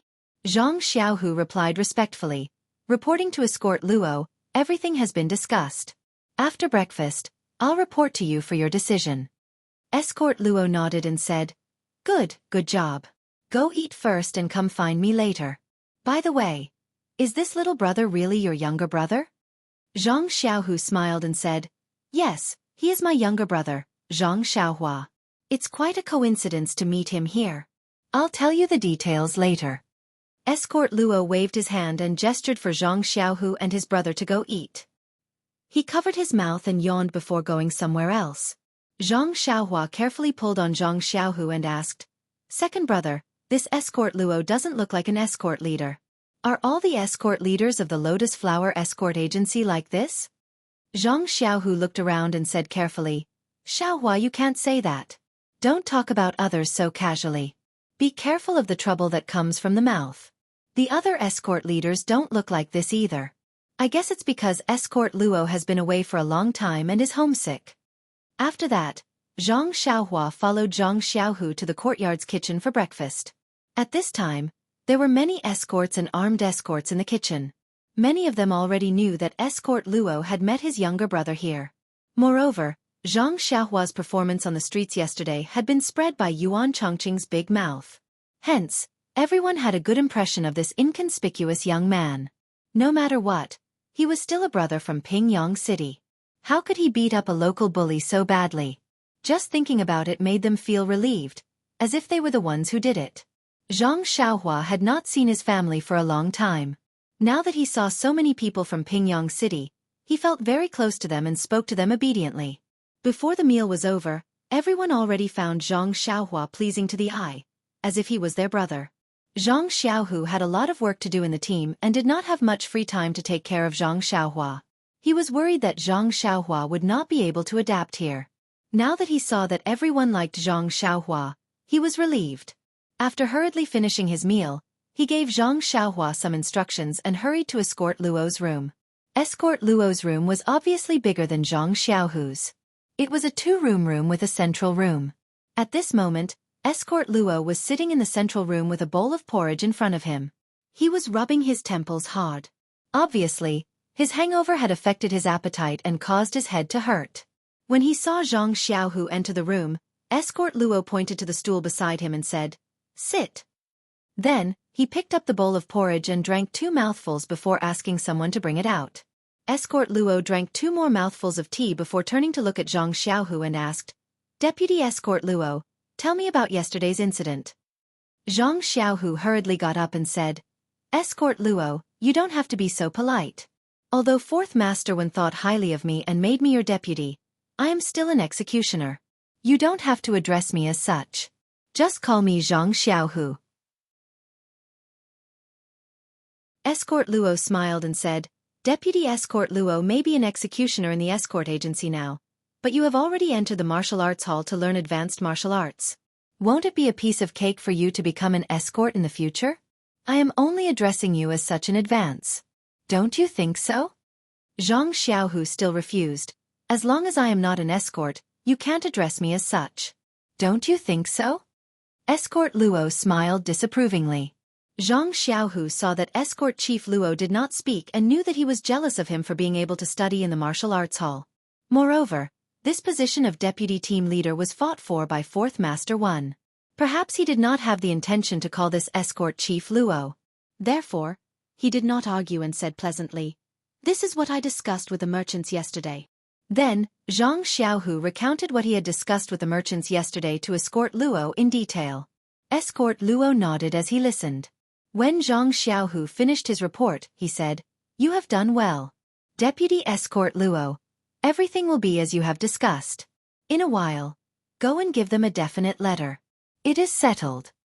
Zhang Xiaohu nodded and said, "Then Escort Luo, I will be going out now. Tell the brothers to pack up in advance and prepare to depart in a few days." Escort Luo nodded and said, "All right. It is time to let them know. They have been here for so long that the new year has already passed." Zhang Xiaohu bowed and turned to leave. At this moment, Escort Luo spoke again and said, "Deputy Escort Zhang, please wait a moment." Zhang Xiaohu quickly stopped in his tracks and turned around to ask, "Is there anything else, Escort Luo?" Escort Leader Luo smiled and said, "It's like this, Deputy Escort Leader Zhang. As leaders we should lead by example. We should set a good example in everything we do."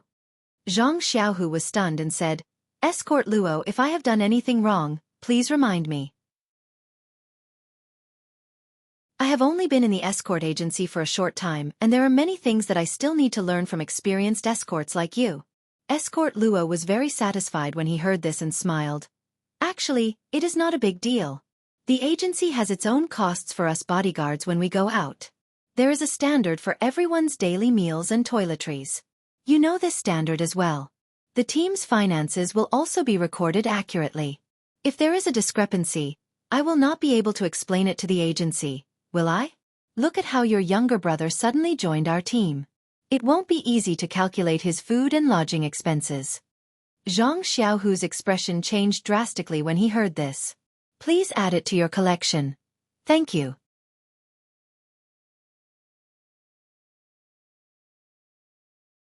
Chapter 140. Zhang Xiaohu pondered for a moment before his expression returned to normal. He smiled and said, "No problem, Escort Leader Luo. I'm still inexperienced and didn't notice this. I didn't expect my brother to bring us so much trouble. How about this? Xiaohua will stay with me. I'll inform the accompanying gentleman about the other matters immediately and get him to record it properly. I'll settle the score with the escort agency when we get back." Escort Leader Luo smiled and said, "That's good. Deputy Escort Leader Zhang, don't take it to heart.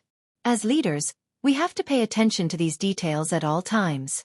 Otherwise, it won't be a good thing if others point fingers at us or report us to the agency. I'm only doing this for the sake of the matter, not the person. Please don't take it to heart." Zhang Xiaohu smiled and said, "You're doing this for my own good. Why would I blame you? If such a situation happens in the future, please remind me as soon as possible. Escort Leader Luo." "All right, if there's nothing else, I'll take my leave." Escort Leader Luo smiled and waved his hand. "That's all. I'm not worried about you. You've worked hard along the way.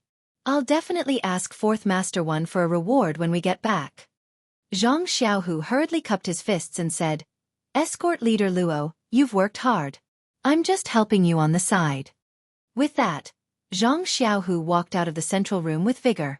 Escort Leader Luo looked at Zhang Xiaohu's back view with a disdainful smile. Zhang Xiaohu walked to the courtyard and gathered everyone to inform them of their return to Pingyang City. Everyone was overjoyed and cheered when they heard this. They were about to disperse. Zhang Xiaohu waited for the crowd's cheers to die down before calling out to the gentleman who was accompanying the team. In front of everyone, he told him to record in detail the food and lodging of his younger brother, Zhang Xiaohua, from today onwards until he returned to the Lotus Escort Agency in Pingyang City. The gentleman was stunned and asked, "What's this for, Escort Leader Zhang?" Zhang Xiaohu smiled and said, "My younger brother's unexpected addition to our team will definitely increase the pressure on our costs. His food, drinks, and lodging will all take up our brother's money. It's best if you record it properly and settle it when I arrive at the escort agency." The man was puzzled and said, "He's just a child. What kind of expenses can he have? I think we should just forget about it." The people around them were also very puzzled. Yuan Chongqing even shouted loudly, "Don't do that, Chief Zhang. Zhang Xiaohua is not only your brother, but also our brother now. It's nothing for him to eat and drink here." Why was it so clear? It makes us brothers seem estranged. When Zhang Xiaohu heard this, he smiled at everyone and didn't say much. He just asked the teacher to record it properly. The courtyard wasn't big, and Zhang Xiaohua was in the small room, so she could hear everything clearly. When Zhang Xiaohu entered the room, she quickly pulled him back and asked nervously, "Second brother, what's going on? Did I cause trouble for you by coming here?" Zhang Xiaohu smiled and pinched her little face, saying, "It's nothing. Isn't it just giving them some food expenses? Not to mention that the money you got yesterday is more than enough. Don't tell me that your Huanxi manor doesn't have any allowance for traveling? Just give it to them. Why let others talk about it?" Oh, Zhang Xiaohua suddenly understood and said, "It can't be that escort leader Luo who said it, right? Why is he so serious?" Zhang Xiaohu patted his little head and said lovingly, "You're still young. You'll know when you're a little older." Zhang Xiaohua nodded thoughtfully. This guy's brain was very bright now. Although Zhang Xiaohu didn't want to say much, since he had already pointed it out, how could he not understand it? Unfortunately, she didn't really come here to do business. She wondered if Huanxi Manor would give her some allowance.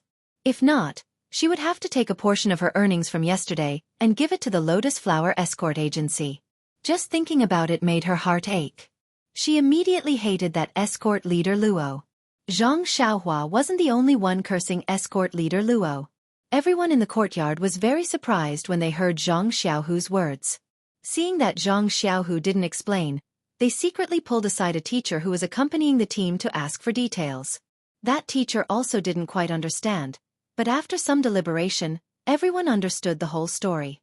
They all secretly cursed escort leader Luo for being narrow-minded. At the same time, even more people gave Zhang Xiaohu a thumbs up. The two leaders' positions in everyone's hearts were immediately determined. The next few days were very ordinary. Zhang Xiaohua stayed in this small courtyard and didn't take a step out. What a joke. She had to fork out her own money, so why would she go out and waste it?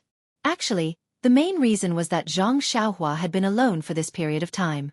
Now that she had finally found an organization, she really didn't want to go out again. Moreover, where could she go in this world of ice and snow? Trekking in the snow and looking for plum blossoms in the wilderness? Please, Zhang Xiaohua had just come out from that place, so how could she be interested in it? Moreover, Zhang Xiaohua had just taught the local ruffians a lesson. To be honest, Zhang Xiaohu was really afraid that they would gather people to take revenge. That was why he repeatedly reminded them not to let Zhang Xiaohua out of the small courtyard. Zhang Xiaohua also liked this kind of life. When she had nothing to do in the morning, noon, and night, she would practice her fist technique in the courtyard. In any case, there were many escorts in the courtyard practicing their fist techniques. Zhang Xiaohua didn't attract any attention, but she couldn't practice Elder Yu's sword moves. Thus, Zhang Xiaohua's hands were itchy, so she could only practice a little in the house. What made Zhang Xiaohua the happiest was that she actually found a few travel books from the teacher who accompanied the group. They talked about the local customs and customs of various places. When Zhang Xiaohua saw them, it was as if she had found a treasure. She wanted to borrow them and read them carefully. The teacher hadn't read them himself, so he didn't want to borrow them. However, when he saw the longing in Zhang Xiaohua's eyes, his heart softened. He only kept one book and lent the rest to Zhang Xiaohua. Thus, Zhang Xiaohua went back to her leisurely life of reading and writing when she was busy, and practicing martial arts when she was free. In contrast to Zhang Xiaohua's leisurely life, Zhang Xiaohu was so busy that his feet didn't touch the ground. He was in charge of all the affairs of the escort group, while escort leader Luo was purely a shopkeeper who didn't do anything. Naturally, he had to deal with a lot of matters such as the departure of the escort group and the negotiations with the merchants. Unfortunately, Zhang Xiaohu wasn't in the courtyard every day, so naturally, he couldn't even see Zhang Xiaohua's face.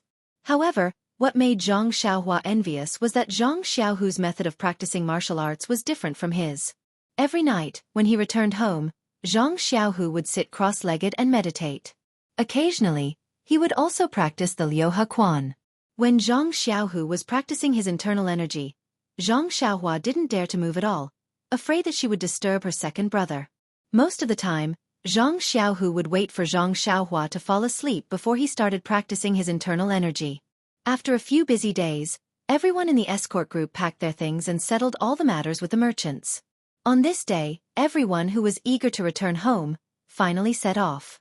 It was a sunny day with the sun hanging high in the sky. Although the snow hadn't melted yet, there wasn't much of a chill when the northern wind blew. It was a good day for traveling. At the entrance of the small courtyard, the escort group's things were packed to the brim with 4 large carriages. There were also many horses tied to the trees by the side. Zhang Xiaohua placed his second brother's things on one of the carriages and looked at the escort and guard standing beside the horses with admiration. He had never ridden a horse in his entire life. Not long after, horses galloped in from outside the alley. It was the convoy of merchants that Zhang Xiaohu and the others had picked up. The merchants had more carriages, and there were about 10 to 20 of them, including the escort group. Thus, the two groups merged into one and set off with just a few instructions. Zhang Xiaohua didn't feel that there were too many people as they usually ate, drank, and fooled around in the courtyard. It was only when they set off that she realized there were more than 10 people in the escort group. At the front were some of Zhang Xiaohu's guards who were scouting ahead. Most of the people in the middle were escort leader Luo and his group of escorts who were protecting the merchants, their carriages, and their goods. The carriages in the middle had a large triangular flag embroidered with the word, Lotus. At the back were Zhang Xiaohu and the rest of the guards. Other than the accountant and a few odd job workers, the rest were riding tall horses with weapons hanging from their waists. It was a very impressive sight. Although there were many people and carriages in the escort group, they were all well trained and didn't panic at all. Not long after, they had left the small town and were on the official road. Zhang Xiaohua initially thought that it would be very inconvenient to move with so many people and carriages. However, reality proved that the speed of this convoy wasn't much slower than Oyan's 4 carriages. Although Zhang Xiaohua desperately wanted to ride a horse by herself, she was still arranged to sit in a carriage together with the accountant and the rest. At the beginning, Zhang Xiaohu didn't have much time to care about her and only entrusted her to Yuan Chongqing and the rest. He looked after Zhang Xiaohua until they reached the main road and the convoy moved steadily. Then, he took the time to come to the front of the carriage. Seeing Zhang Xiaohua's unhappy face, he asked, "Xiaohua, we are already on the road and preparing to return to Pingyang City. Why are you unhappy again?" Zhang Xiaohua pouted and said, "Of course I'm happy to be able to return to Pingyang City. However, I can't always sit in a carriage. I want to ride a horse too. I see that there are still some unridden horses at the back. Can I ride them?" Ha! When Zhang Xiaohu heard this, he laughed and said, "So that's how it is. Little flower, it's not that I don't want you to ride. Riding a horse is also a skill. If you have never ridden before, you have to learn how to ride first. Our escort agency's horses are used to running outside and have very fierce temperaments. They're not suitable for you to ride and learn from. When we return to the agency, we'll find a docile horse for you to learn from first." When Zhang Xiaohua heard this, she realized that she had to learn how to ride a horse. It wasn't something that anyone could ride. However, he still didn't give up and said, "Don't the horses at the back look very docile? Let me try to ride them." When Zhang Xiaohu heard this, he said with a straight face, "Xiaohua, don't be willful. This is an escort agency. How can I let you fool around? The horses at the back look very docile, but it's different when you ride them. Moreover, the horses at the back are spares. If there's a problem with the horses at the front, they'll have to be used. We can't ride blindly now." When Zhang Xiaohua heard this, she rolled her eyes helplessly and didn't say anything else. Actually, this person was also strange.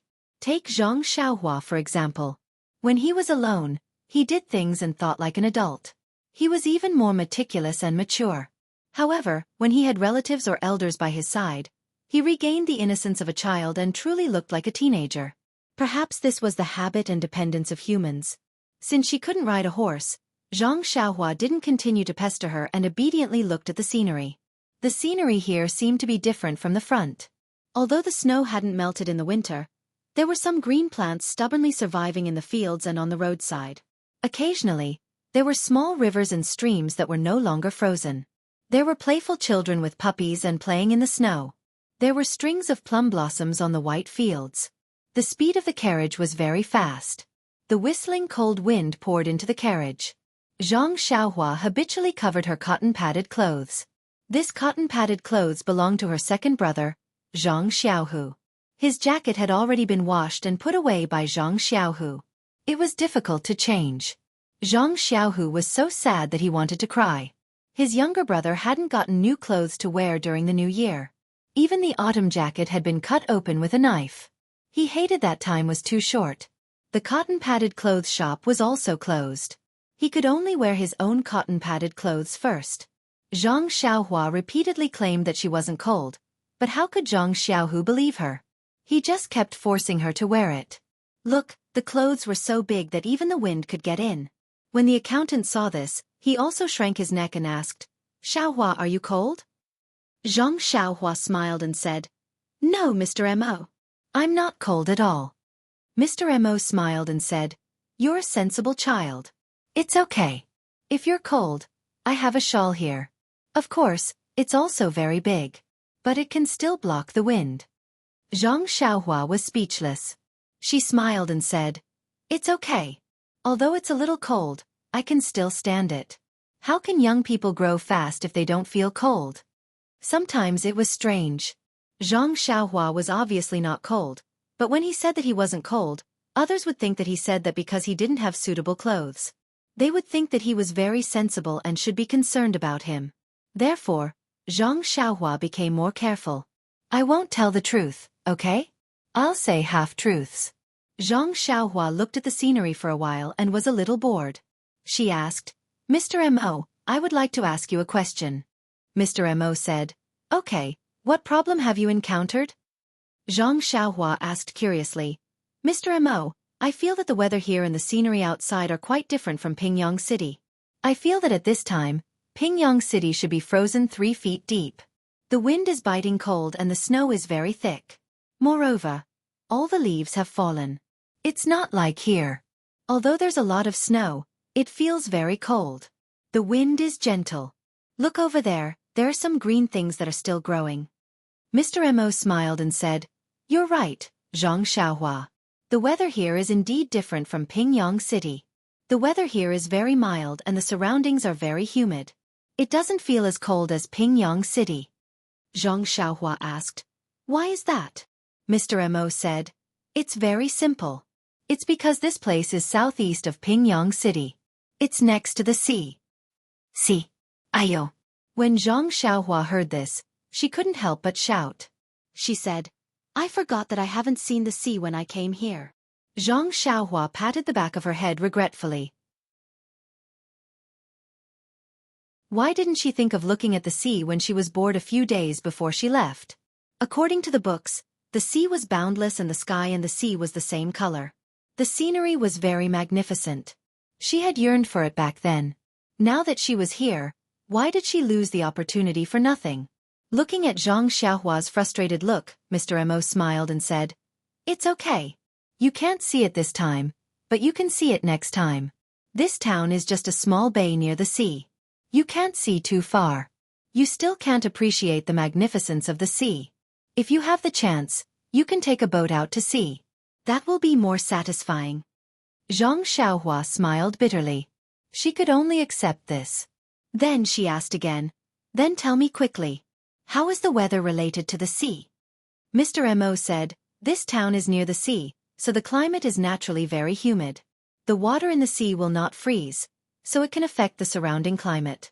Moreover, this town is closer to the south than Pingyang City, so you will feel that it is much warmer than Pingyang City."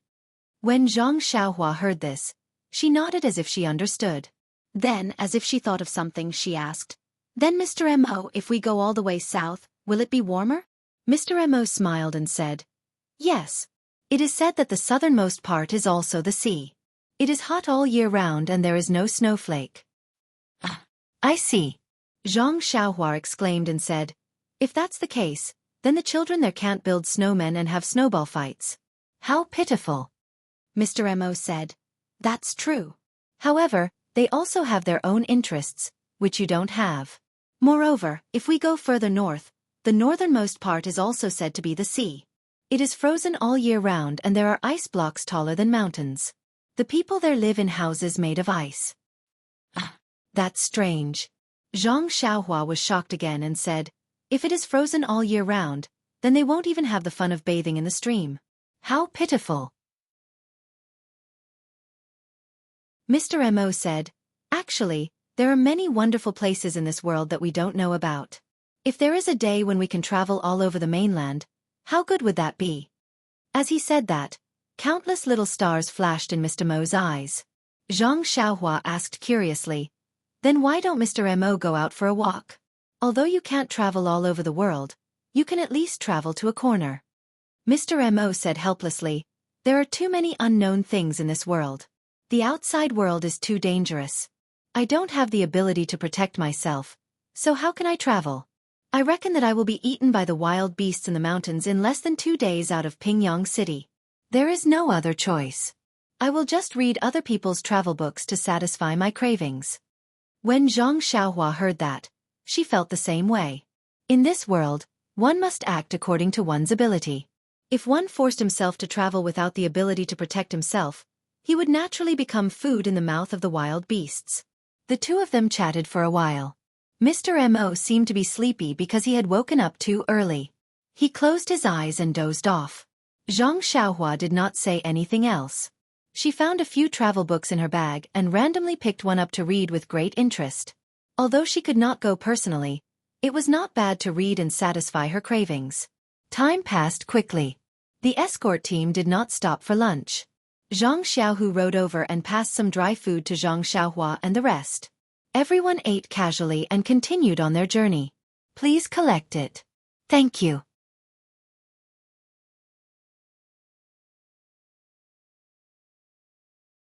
Chapter 141. The escort team continued on their journey and only slowed down slightly when night fell. They arrived at a village in the countryside to lodge for the night. How could there be an inn in the village? Only the members of the escort team pitched their own tents and set up a camp. Xianxia pulled Zhang Xiaohu aside in private and whispered a lot to him. Zhang Xiaohu smiled and patted his head, saying, it should be fine here. Look, we've set up camp at the entrance of the village. It's densely populated here, so even if someone harbored evil intentions, they would have their reservations.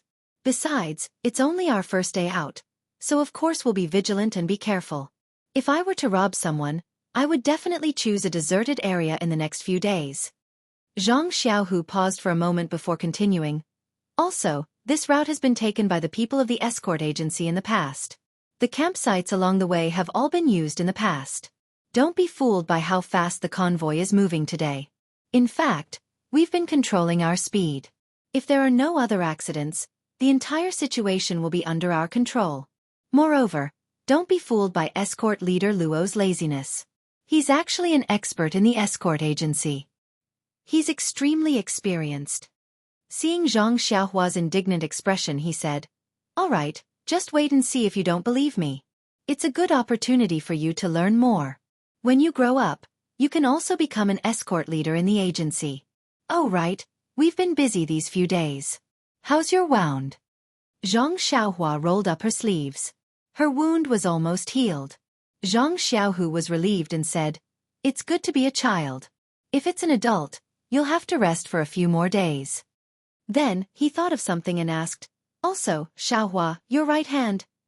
Zhang Xiaohua knew that her second brother was thinking about her injury. She smiled and said, it's almost healed. I feel that the fingers on my right hand are more nimble now and I can use some strength. It seems like I'm just short of being able to clench my fist completely. After he finished speaking, he raised his right hand and reluctantly made a fist in front of Zhang Xiaohu. When Zhang Xiaohu saw this, he repeatedly said, good, good. His eyes were wet. Thinking about it, it made sense. She brought her younger brother out to mingle, and because of her, her younger brother's right hand was crippled.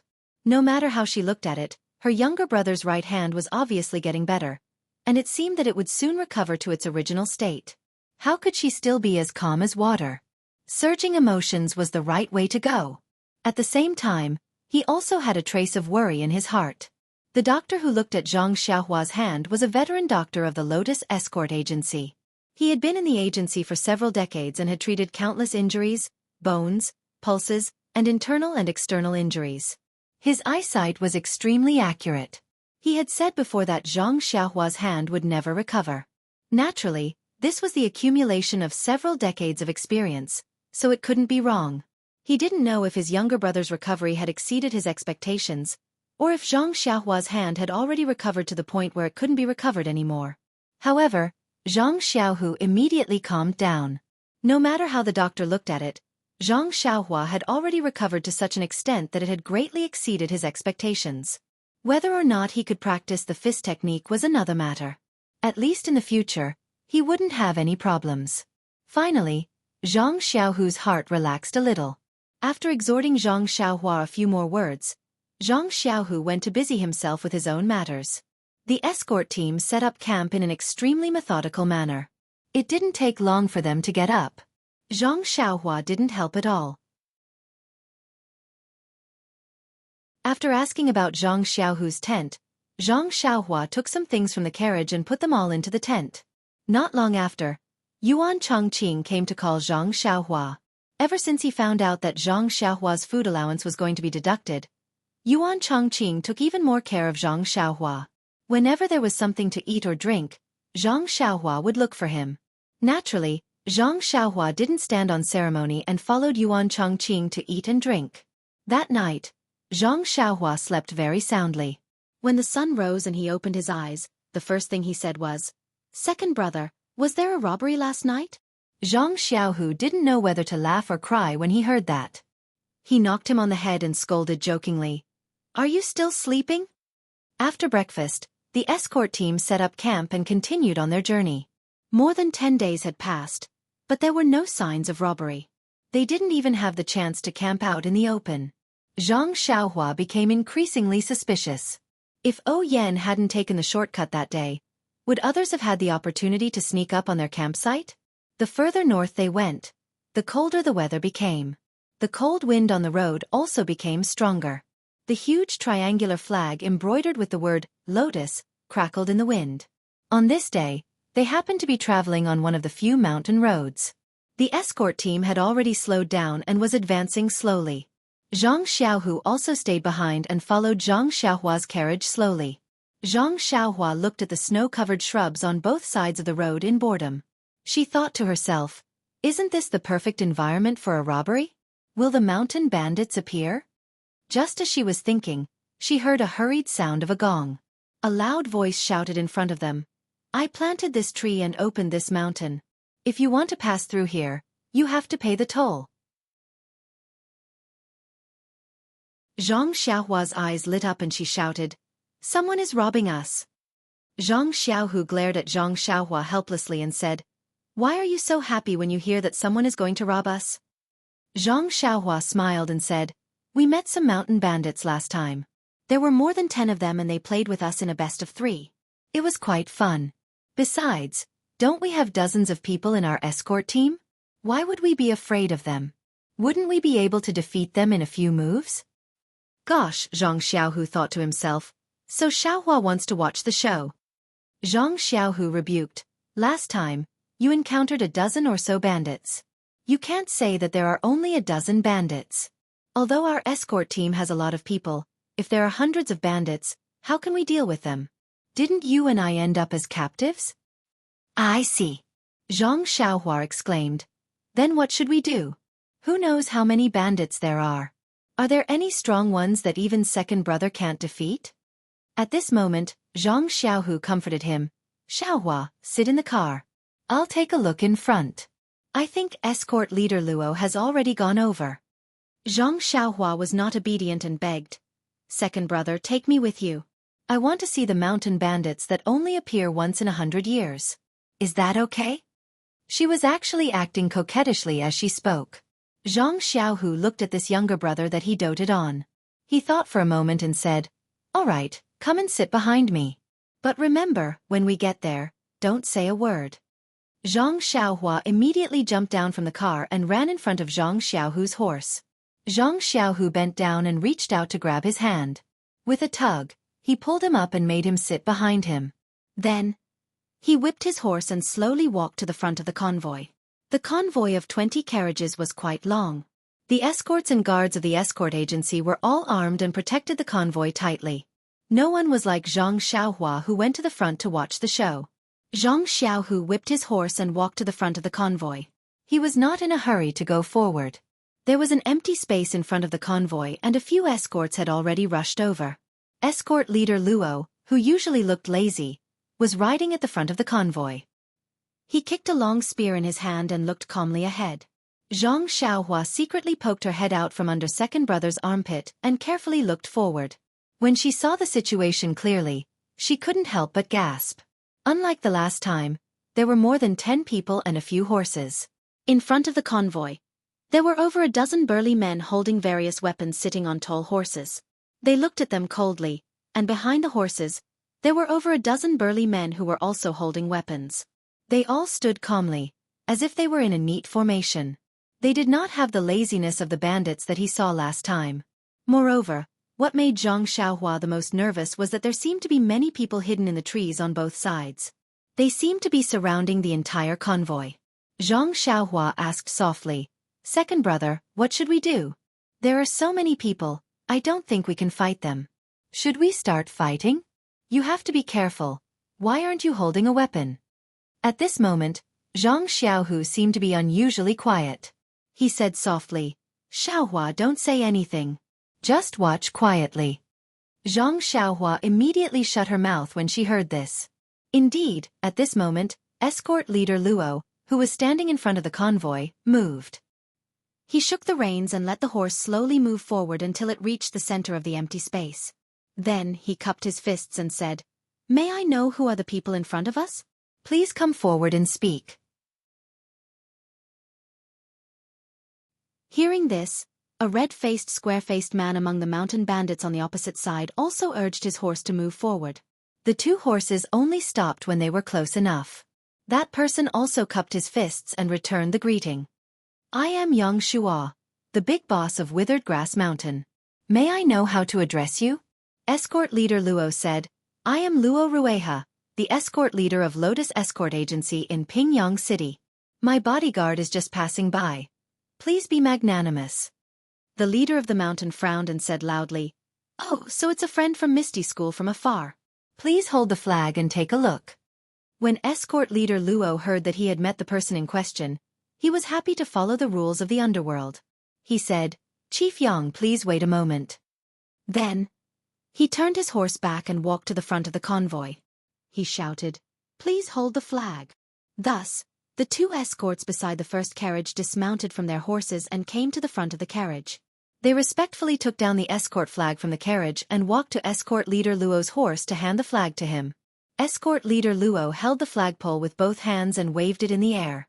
Then, he turned his horse and returned to the empty space in the center of the convoy. Chief Yang, who had been waiting for escort leader Luo, examined the escort flag carefully and nodded. Then, he cupped his fists at the escort flag and said with a smile, "You are indeed a friend from Misty School. This Yang has neglected you. If you have time, please come to the stronghold for a chat." Escort leader Luo smiled and said, Of course. I came and went in a hurry today and didn't have time. If I pass by next time, I will definitely pay you a visit." Chief Yang said, "Then please have a safe journey, escort leader Luo. This is the token of our stronghold. You may travel for 500 miles. Then, he shook his hand and threw a small token over. Escort leader Luo smiled and said, "Thank you very much. There is a small token of our appreciation on the back. Please accept it, Chief Yang." Chief Yang nodded and said, "Thank you, escort leader Luo. This one will not see you off. Have a safe journey." Then, he cupped his fists again and returned to his camp. He said a few words to the people behind him, and the dozen or so horses followed him back into the forest. Escort leader Luo also turned his horse back when he saw the bandits leave. He gave a few instructions to the escorts behind him, and then gestured for the convoy to continue moving. Zhang Xiaohu saw the convoy move and brought Zhang Xiaohua back to the back of the carriage. However, Zhang Xiaohua refused to get down and clung to second brother's horse. Zhang Xiaohu said helplessly, "Let's ride for a while more. When I reach the front, you have to return to the carriage." Zhang Xiaohua nodded profusely. By the time Zhang Xiaohua and the convoy passed through the empty space, the entire convoy had already passed by. Zhang Xiaohua saw the escort that escort leader Luo had instructed earlier with a bag of items in his hand. He rode to the bandit's side and handed it to a bandit who was guarding there. The bandit took the bag and weighed it in his hand. He smiled and cupped his fists at the escort before he left. The escort immediately rode back to the front of the convoy. Zhang Xiaohua was puzzled. She asked Zhang Xiaohu in a low voice, "Second brother, why is this robbery so strange? They don't kill each other, and they don't even play 2 out of 3 games. Why did they just let it pass?" Zhang Xiaohu smiled and said, "What do you think robbery is? Is it just fighting and killing?" Zhang Xiaohua said, "If they don't fight and kill, how are they going to wait for the loot?" Zhang Xiaohu was not surprised and said, "Haha, there's nothing strange about it. I thought the same as you at first. The first time I encountered a robbery, I was so nervous that I was sweating. But after a few more times, it's always been the same. All bark and no bite. Only now do I understand what's going on." Zhang Xiaohua asked curiously, "Is there an inside story?" Zhang Xiaohu smiled and said, "Actually, it's very simple. Bandits rob people for nothing more than money, and there's a method to it as well. If they just fight and kill, they'll be at a disadvantage. As the ancients say, killing 1,000 people will hurt 800 of your own men. There's a price to pay for killing. If you can get 10,000 guans of riches for each kill, then it's naturally worth it. But where would you find such a good business? Let's not talk about this road of yours. If people often die here, the merchants in the future will take a detour. If they don't take this road, won't you lose your source of income? Moreover, every time you fight and kill, how many brothers do you have to risk their lives for? Therefore, robbing also requires skill. If you can avoid fighting, then don't fight. Even if you don't get much money each time, as long as you get something every time, then won't you be able to make a long-term profit?" Zhang Xiaohua nodded thoughtfully and said to herself, "As the ancients say, there are 360 professions, and every profession produces its own master. As a bandit, you also need to have a professional eye." Zhang Xiaohu continued, "When merchants travel on the road, they're usually aware of the risks. If they don't have much money, then they're naturally not too afraid of bandits. When they encounter bandits, they just have to offer some money. If they have a lot of money, then they'll have to find someone to protect them. An escort agency just happens to be doing this kind of business. Bodyguards of an escort agency followed the same logic as bandits robbing. Both of them had to pay attention to harmony and wealth. If one were to blindly use force, then the bandits would not be able to get along with you.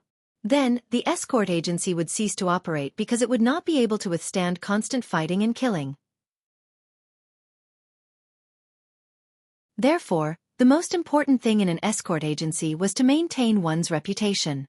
If your reputation is big enough, then many bandits will know your signboard. Naturally, they'll look out for each other when they encounter you." "Look out for each other?" Zhang Xiaohu was a little stunned. "Yes, look out for each other. In other words, the escort agency will give the bandits some money according to the value of their bodyguards' belongings as payment for passage. The bandits will accept it with a smile and let you go. Just like today, you didn't have to worry about being harassed by bandits for 500 li," Zhang Xiaohu explained. Zhang Xiaohua didn't understand and said, "Second brother, when you put it that way, it sounds like we're friends." Zhang Xiaohu blinked and said, "Snakes and rats are a family. Hee, that's how it is." Zhang Xiaohua asked again, "If there's no escort agency's protection, then what if the merchants are willing to give so much money?" Zhang Xiaohu smiled and said, "If there's no escort agency's protection, then the merchants are like a piece of braised pork. Who wouldn't want to eat them in one bite? Why would they care about the little benefits you give them?" Zhang Xiaohua asked again, "Then there were so many bandits just now. If they all came at once, then our escort agency probably wouldn't have been able to deal with them. Wouldn't they have eaten them all in one bite? Even if there were some casualties, it would have been worth it." Zhang Xiaohu smiled and said, "Then we'll have to talk about another aspect. There are big and small escort agencies and their strength is uneven. If it were a small escort agency, then there would naturally be this risk. However, our Lotus Flower Escort Agency is backed by the Misty School. To put it bluntly, we're just a tool for the Misty School to amass wealth in the escort agency. They might be able to eat up the entire convoy, but then they would have to face the Misty School's thunderous retaliation. That Misty School is a famous sect in the Jianghu. They could just casually send some of their disciples to wipe out the entire nest of bandits. How would they have the guts to do that? Jianghu became excited as he spoke. He swallowed his saliva and continued, "There's another point. For these bandits to be able to take over the mountain and call themselves kings, they can't do without the support of the nearby Jianghu sections. And this sect should have an escort agency similar to the Lotus Flower Escort Agency. If they don't give us face, not only can the Misty School eliminate these bandits, they can also know the bandits within their sphere of influence and rob and kill their escort agency." Xianxia nodded and said, "I understand. Actually, to put it bluntly, martial strength is still the most important thing. If you're strong, then everyone can talk it out and part ways. Harmony breeds wealth. If you're weak, then you can only swallow your broken front teeth." "That's right. Does that mean that the bandits of Xichui Mountain are backed by the Misty School?" Zhang Xiaohu smiled and said, "I don't know about that. But Xichui Mountain is too small. Even if they want to rely on the Misty School, the Misty School won't pay them any attention." Zhang Xiaohua sighed and said, "AI, this Jianghu is too complicated. It's really hard to explain." Then, Zhang Xiaohua said happily, "If that's the case, then wouldn't the escorts of your escort agency be very safe? You don't have to risk your lives?" Zhang Xiaohu smiled bitterly and said, "How can it be as free and unfettered as you say? There will always be bandits who don't know their limits and come to rob us. Being an escort agency is a profession that licks blood from the edge of the blade. Don't you see that the agency has to recruit new bodyguards and escorts every year? Then where did the old people go? But I'm only an escort right now. It's not my turn to do these kinds of things." Zhang Xiaohua listened and was silent in her heart.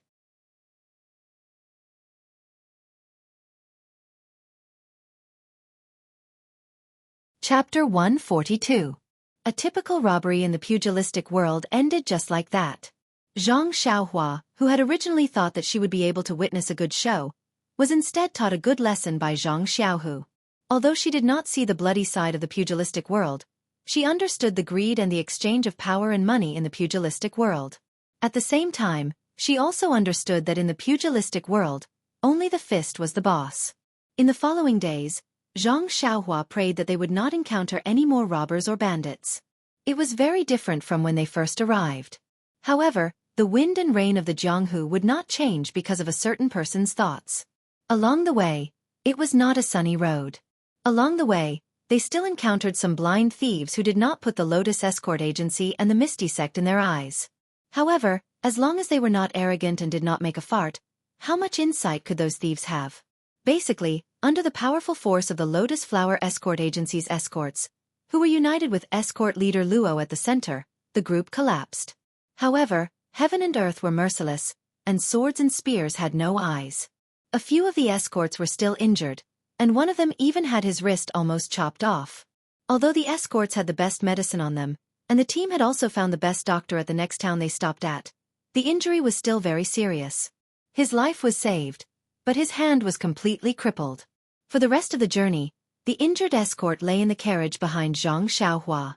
Zhang Xiaohua could see his listless eyes and gloomy expression from time to time. This made Zhang Xiaohua, who was originally very lively, feel unusually heavy. Fortunately, the Lotus Flower Escort Agency's martial skills were still quite good. There was only one seriously injured escort along the way. Although Zhang Xiaohua felt very uncomfortable, escort leader Luo was very happy. He felt that he was blessed by a lucky star and that the journey back was too smooth. This small town by the sea was really far from Pingyang City. They had only entered the Misty School's territory after traveling for almost a month. The escorts seemed to be very sensitive about their own family's sphere of influence. According to the original plan, they were supposed to arrive in the afternoon, but because one of their carriages broke down and delayed their journey, they only arrived at a remote mountain village in the afternoon. If it had been a few days ago, the convoy would have set up camp and rested. But tonight, Not only escort leader Luo, but the other escorts were also determined to continue their journey. Even if they had to travel at night, they had to reach their own family's territory first. Therefore, the group of people drove the carriages forward under the cover of dusk and only entered a small town when it was close to midnight. As soon as they entered the town, escort leader Luo let out a long sigh and shouted, "Brothers, we're in our own territory now." Haha. Everyone laughed as well, causing the sleepy Zhang Xiaohua to look at them with a puzzled expression. For the next few days, the escort team was obviously not as strict as before, and their itinerary was also much more casual. Therefore, by the time they reached Pingyang City, it was already midnight. Although Pingyang City was a city, it was only an inland city and did not have much strategic significance. Therefore, out of the 4 city gates, only 3 were closed at night and 1 was left open for people to enter and leave. This was also one of the reasons why the Lotus Flower Escort Agency's convoy was traveling at night. Who wouldn't want to return to the agency early, wash up, put everything down and sleep easily? Of course, Zhang Xiaohua had already fallen into a deep sleep when the convoy was just nearing Pingyang City. The convoy quickly arrived at the entrance of the escort agency. It was already late at night and the door of the agency was naturally closed. Someone went up and knocked on the door. When the person who opened the door saw that it was the escort team who had returned, he no longer complained about being disturbed in the middle of the night. He hurriedly opened the middle gate and ordered more than 20 carriages to be driven to the square of the escort agency. The dozens of people returning to the escort agency caused quite a commotion, and the guards at the gatehouse were aware of it. The leader first congratulated escort leader Luo for safely bringing the people from the escort agency and the merchants back to Pingyang City. Then he said to Zhang Xiaohu, "Zhang Xiaohu, you're finally back. Fourth Master One has been looking for you for many days. He instructed us to bring you to see him immediately once you're back." Zhang Xiaohu was stunned. "Why?" He carefully confirmed. "Must I go even if it's midnight?" The guard smiled bitterly and said, "Fourth Master said so, but he didn't say what time it was. Since you're back now, I think you should make a trip there. Otherwise, it won't be good if Fourth Master gets angry." Zhang Xiaohu thought for a moment and said, "All right then. Thank you for the reminder." Then, Zhang Xiaohu went to the square. He first carried the unconscious Zhang Xiaohua and placed her on the Kong bed in his small house. Then, he tidied up his belongings and brought them back into the house. Only then did he hesitantly go to the inner courtyard and into Fourth Master Wen's room. It was already past midnight and Fourth Master Wen's courtyard was quiet. Zhang Xiaohu tiptoed to the door and hesitated. Just as he was about to raise his hand and knock on the door, a slightly aged voice sounded from inside. "Who is it? Why are you looking for me at this time?" That voice sounded abruptly, scaring Zhang Xiaohu so much that he trembled. He was secretly impressed. The older the ginger, the spicier it was. Fourth Master Wen's internal energy was one of the best in the Lotus Escort Agency. I've just approached the door and he heard me. AI, how much longer do I have to train to have this kind of achievement? Inside the room, Fourth Master Wen was furious. He cursed in his heart. Which unlucky child is outside? Why doesn't he have any morals of respecting the old and loving the young? This old man usually has insomnia and difficulty sleeping. Today, I was coincidentally able to close my eyes early. I was just about to fall asleep when you woke me up. If you wanted to come, then come. Why did you have to tiptoe around? It made me think that you were some evil person. My old heart was so scared that it was thumping. If you hadn't raised your hand to knock on the door, this old man would have immediately jumped out of the window and beat you up. I'll let you know the consequences of waking an old man up. Zhang Xiaohu stood up straight. His tone was full of respect as he said, "It's me, Zhang Xiaohu." Zhang Xiaohu? Fourth Master Wen asked hesitantly, "What business do you have with me?" When Zhang Xiaohu heard Fourth Master Wen question him, he couldn't help but be shocked. He hurriedly said, "Fourth Master, I just came back from running an escort mission outside. Xiao Si at the door said that you were looking for me. If he saw me, he told me to come see you immediately." Ah! Fourth Master Wen said angrily, "So it's like that." Cough cough. Fourth Master Wen was so angry that he couldn't breathe properly. He actually coughed and drank a mouthful of water before continuing. "Did I say that? However, even if I did say that, there's no need to come in the middle of the night. Xianxia said awkwardly. Xiaoxi said that your instructions were hurried and thought that it was something important. Moreover, you didn't say that you couldn't come in the middle of the night. That's why he informed me. If there's nothing else, I'll go back first. When the sun rises, I'll come back to listen to your teachings. When Fourth Master Wen heard this, he said, Oh, I know. I ordered this a month ago. It's been almost 2 months. I almost forgot. Sigh, I'm old and tend to forget things. All right, you don't have to go back. Wait a moment. I'll get up now. Anyway, tonight will definitely be a sleepless night. Zhang Xiaohu waited quietly for a moment before Fourth Master Wen opened the door to let him in. The two of them sat down. Fourth Master Wen poured some water for Zhang Xiaohu to drink. Only then did Fourth Master Wen stare at Zhang Xiaohu and say, Zhang Xiaohu, this escort mission took quite a long time. It's been hard on you. Zhang Xiaohu hurriedly said, I don't dare, Fourth Master Wen. I'm only Escort Leader Luo's assistant. Escort Leader Luo makes many decisions. I'm just a helper. Fourth Master Wen said with a smile, This escort mission lasted past the new year. It's been hard on you. Do the subordinates have any complaints? Zhang Xiaohu replied, Nothing much. I just want the escort agency to give me more allowance.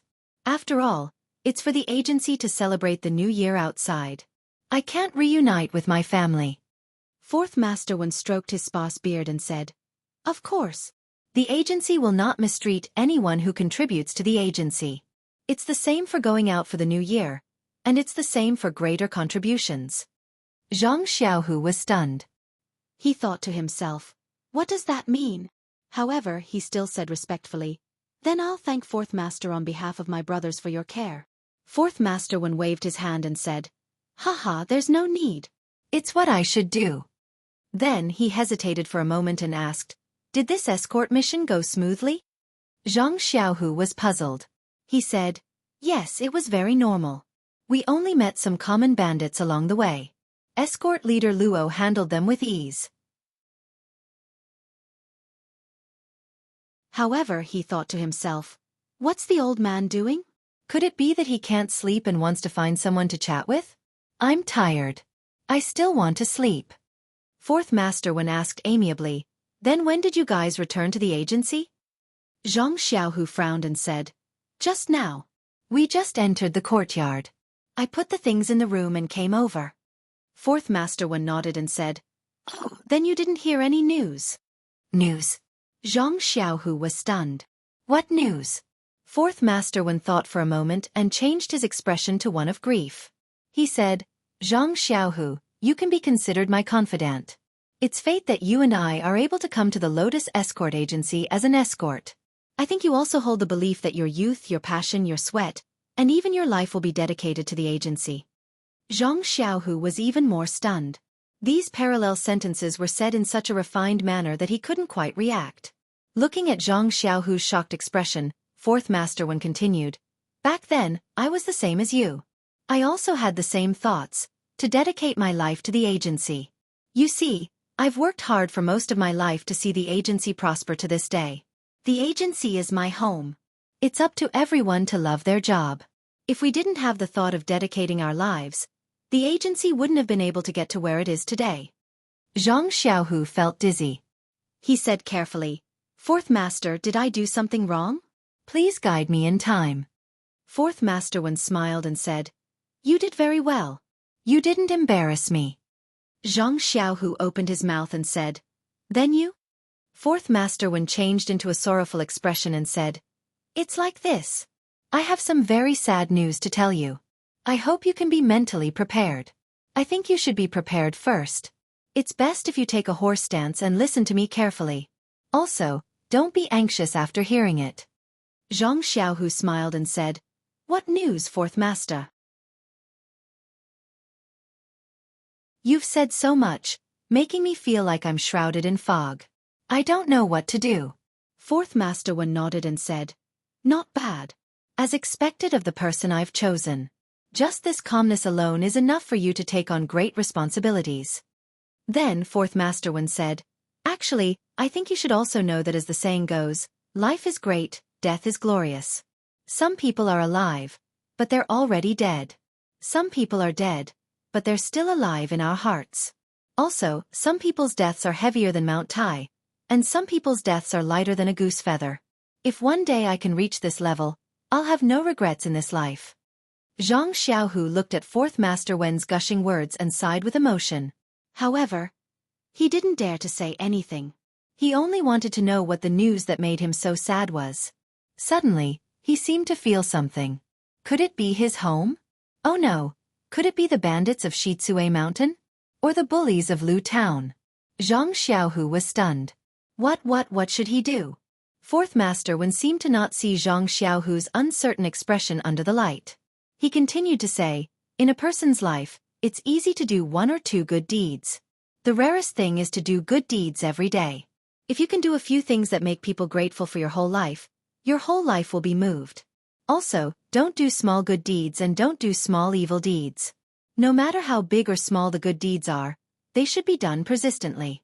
Not to mention those who have sacrificed their own lives for the sake of others' lives. We should all remember this act of sacrificing oneself for others. On behalf of the Lotus Escort Agency, on behalf of Huanqi Mountain Villa, and on behalf of the Misty School, I would like to extend my highest respect to you. After saying this, Fourth Master Wen wiped the sweat from his forehead and said awkwardly, Alas, this book bag fan's words are really hard to remember. I've already recited them countless times. Why can't they be pleasant to listen to? You can't blame me. I thought you would come back soon. Who knew that you would only come back today?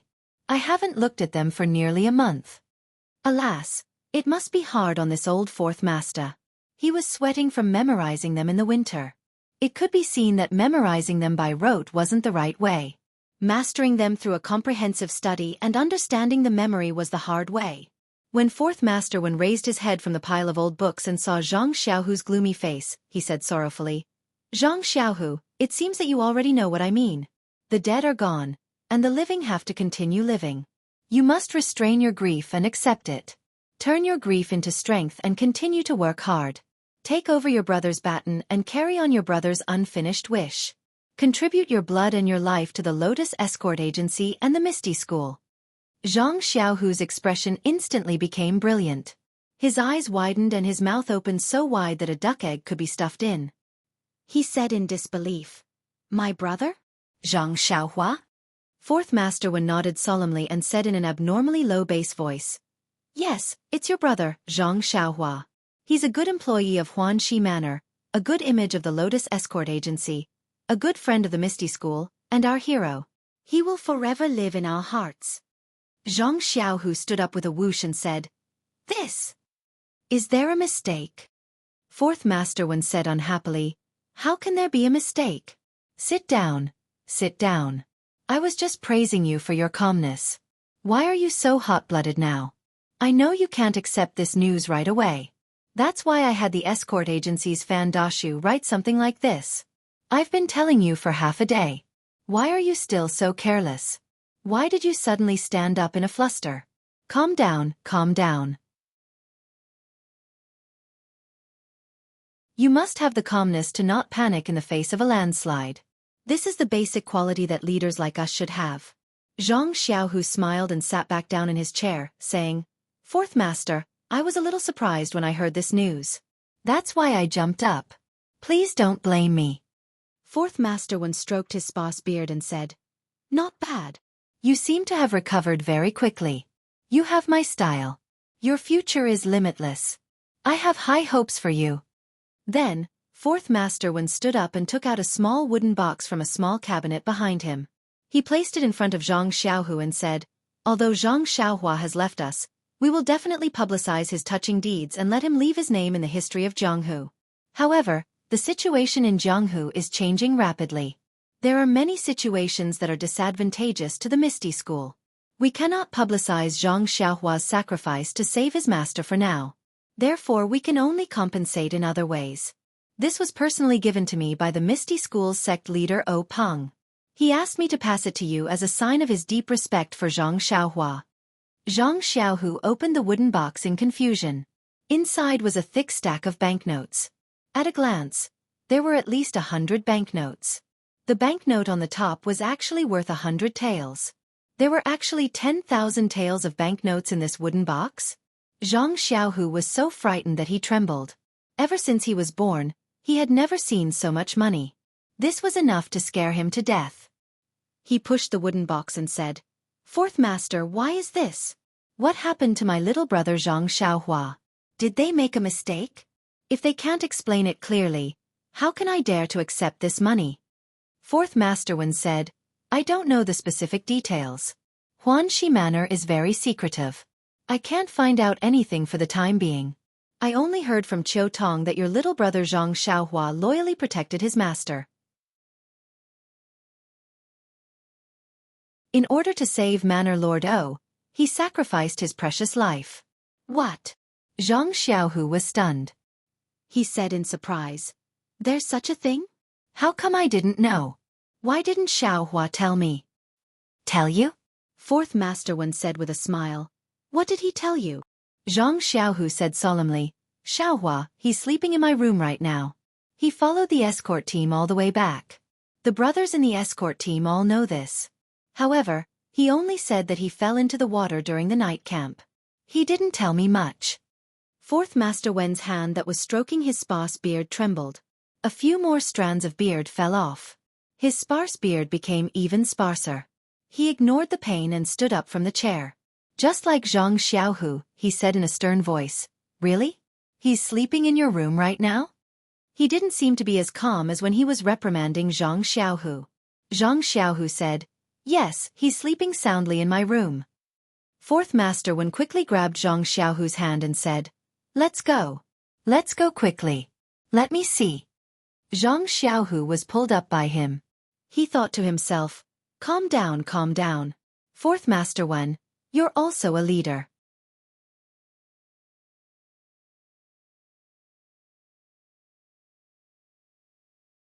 Chapter 143.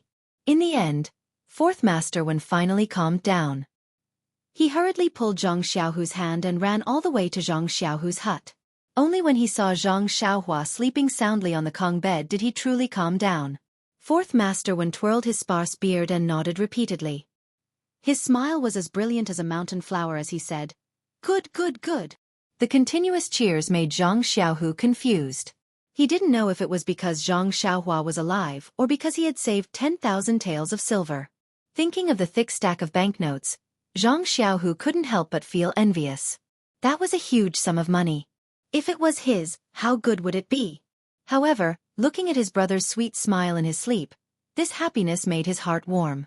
What banknotes? Even if it was a mountain of gold, he wouldn't exchange it. Fourth Master Wen said a few good words and didn't say anything else. He just stood there quietly. Zhang Xiaohu didn't know what he meant, but he also accompanied him. After a while, Fourth Master Wen asked in puzzlement, "Zhang Xiaohu, you can't always make me stand." Zhang Xiaohu was surprised. He quickly pulled over a stool and said, "Fourth Master, please sit." Fourth Master Wen stomped his feet and said, "Where can't I sit? Why would I come to your hut to be a cold bench?" Zhang Xiaohu didn't understand and said, "Then Fourth Master Wen, please wait a moment. I'll go find a soft couch for you." Fourth Master Wen was angry and said, "You don't have any eyesight at all, not to mention sensitivity. You still want to improve? I don't think there's a way." Zhang Xiaohu quickly went forward and said, "Fourth Master, look at what you're saying. Haven't I always been improving? What do you mean?" Fourth Master Wen said self-deprecatingly, "I'm already standing here. Why haven't you woken up your brother? Let me ask him in detail." Zhang Xiaohu suddenly understood and thought to himself, "If you want to wake him up, just say it. If you don't say it, how would I know? I can't read your mind." However, he didn't dare to say that. He continued to smile and said, "Fourth Master, it's not that I don't want to call my brother, but he has a problem with sleeping. As long as he's asleep, no matter how you call him, he won't wake up. If you don't believe me, you can try to push him yourself." Fourth Master Wen was stunned and said in disbelief, "Is there such a thing? I don't believe it." After saying that, she stepped forward and pushed Zhang Xiaohua hard. She shouted in his ear, "Zhang Xiaohua, Zhang Xiaohua. Zhang Xiaohua's breathing was even and she was still sound asleep. Fourth Master Wen thought for a moment and used both hands to pull Zhang Xiaohua out of the blanket and shook him in the air. Zhang Xiaohua's body was small to begin with. Now that Fourth Master Wen was holding him in the air, he really looked like a human-shaped toy. Zhang Xiaohu almost laughed out loud. Fourth Master Wen saw that Zhang Xiaohua was still motionless as if he had lost consciousness and lost interest. He stuffed him back into the blanket and turned around with a smile. It seems like what you said is true. It seems like I've wronged you. Zhang Xiaohu quickly said, I wouldn't dare. Fourth Master Wen thought for a moment and said, since your brother has returned safely, Manor Head O will definitely see him immediately if he knows. Tomorrow morning, tell him not to go anywhere. Someone will probably come to bring him back to the manor. Zhang Xiaohu nodded and said, all right, I understand. Fourth Master, I'll watch over him and won't let him go anywhere.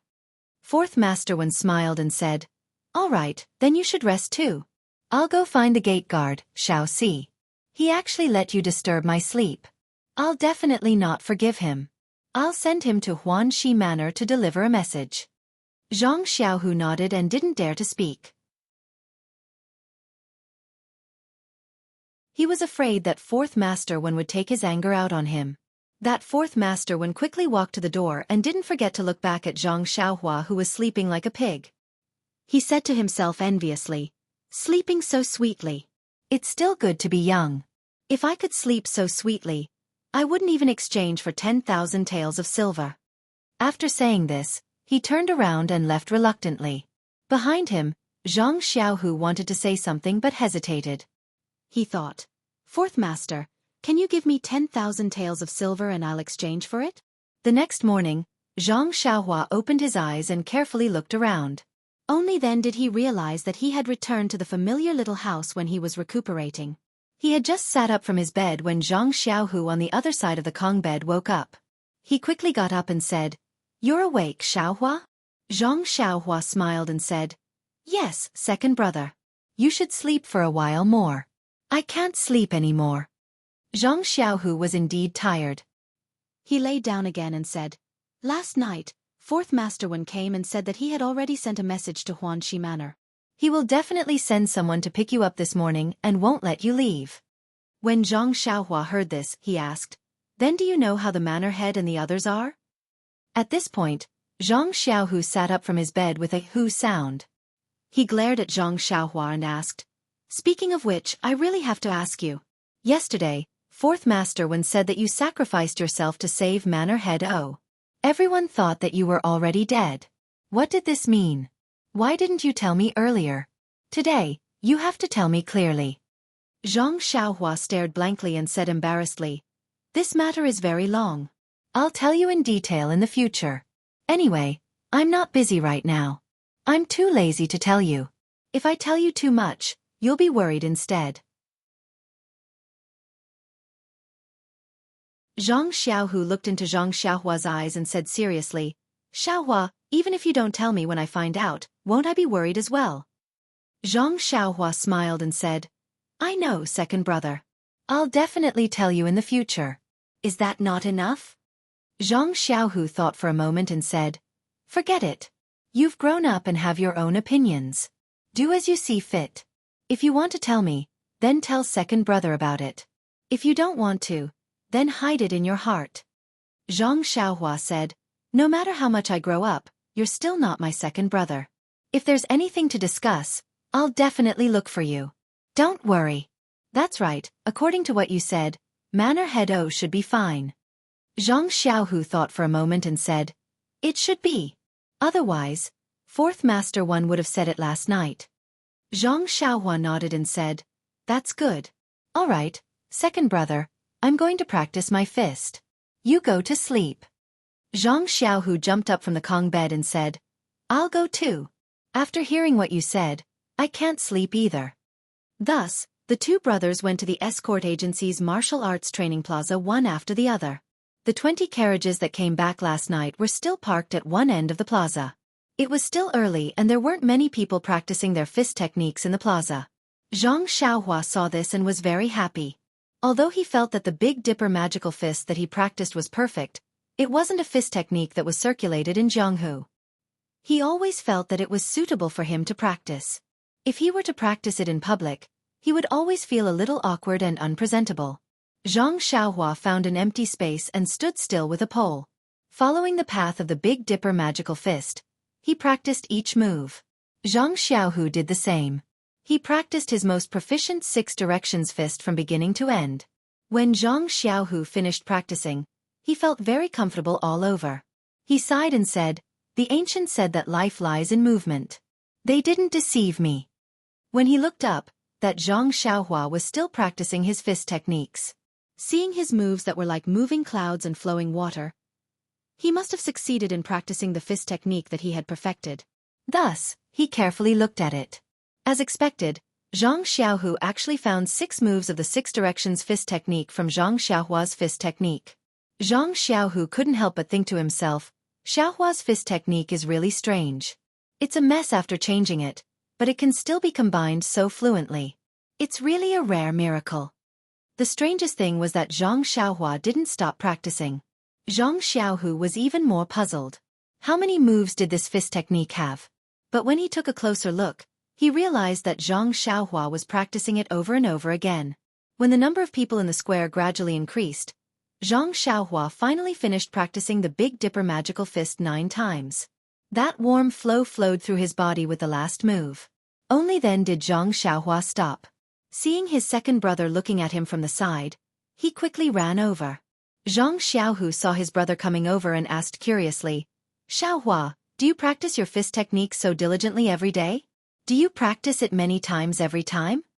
Xianxia smiled and said, "Not many, just 9 times.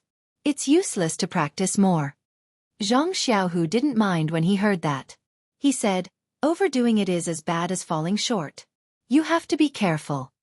Xianxia didn't think much of it and said, "Sometimes, I practice it 81 times a day. What's this? You see, I'm not panting and my face isn't red. Naturally, there's no problem." Xianxia wanted to persuade him again, but he remembered that when he only knew the Liuhe fist, he also practiced it over and over again. So he shut his mouth. At this time, the number of people practicing in the square had increased. The two of them walked back slowly. When they reached the door of the small courtyard, they heard a familiar voice behind them. It cried out in surprise, "Xianxia, it's really you." Xianxia heard it and turned back in surprise. He shouted, "Captain He, you're still alive?" Xianxia looked back. Wasn't it Captain He Tianshu from the Huanxi Mountain Villa's medicinal field? He Tianshu ran closer with a face full of joy. When he heard Xiaohua's words, he couldn't help but say bitterly, "Xianxia, you're still alive. Why can't I be alive?" Xianxia blushed and muttered, "I haven't seen you guys in a long time. I don't know about you guys. I'm just happy to see you." He Tianshu lovingly patted Xiaohua's head and said with a smile, "It's okay, Xianxia. Why would I mind?"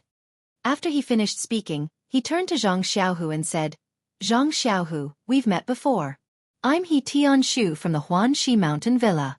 Yesterday, I received a message from 4th Master 1. The Villa Master was very surprised and asked us to pick up Xianxia early in the morning." "You see," Xianxia said with a smile, "4th Master 1 already told me last night. You can bring him back to the villa now." Then he said to Xianxia, "Xiaohua, pay more attention to your safety in the future. Don't go to places where bears appear." Xianxia said with a smile, "I know, second brother. That's right. Didn't you want to know the ins and outs of the matter? Why don't you come with me to the villa? Sister Villa Master will definitely want me to tell her." Xianxia thought for a moment and shook his head. "Forget it. The escort team just returned last night. There must be a lot of things to do today. I'd better deal with the matters here first." Seeing this, Xianxia didn't insist. She said goodbye to Xianxia and followed He Tianshu out of the escort agency. When Xianxia saw that his younger brother had walked far away, he turned around and went back into the house. He found 5 coins worth of loose silver from his money pouch and went to the accountant's residence. He handed the silver to the sleepy accountant before he went to eat breakfast and began to wrap up the escort team's return. When Zhang Xiaohua followed He Tianshu out of the escort agency, they were greeted by a large black carriage. It was twice as big as the carriage Zhang Xiaohua used to ride. Zhang Xiaohua couldn't help but be stunned. At this moment, the curtain of the carriage was lifted and a clear voice sounded, "Xiaohua, quickly get in."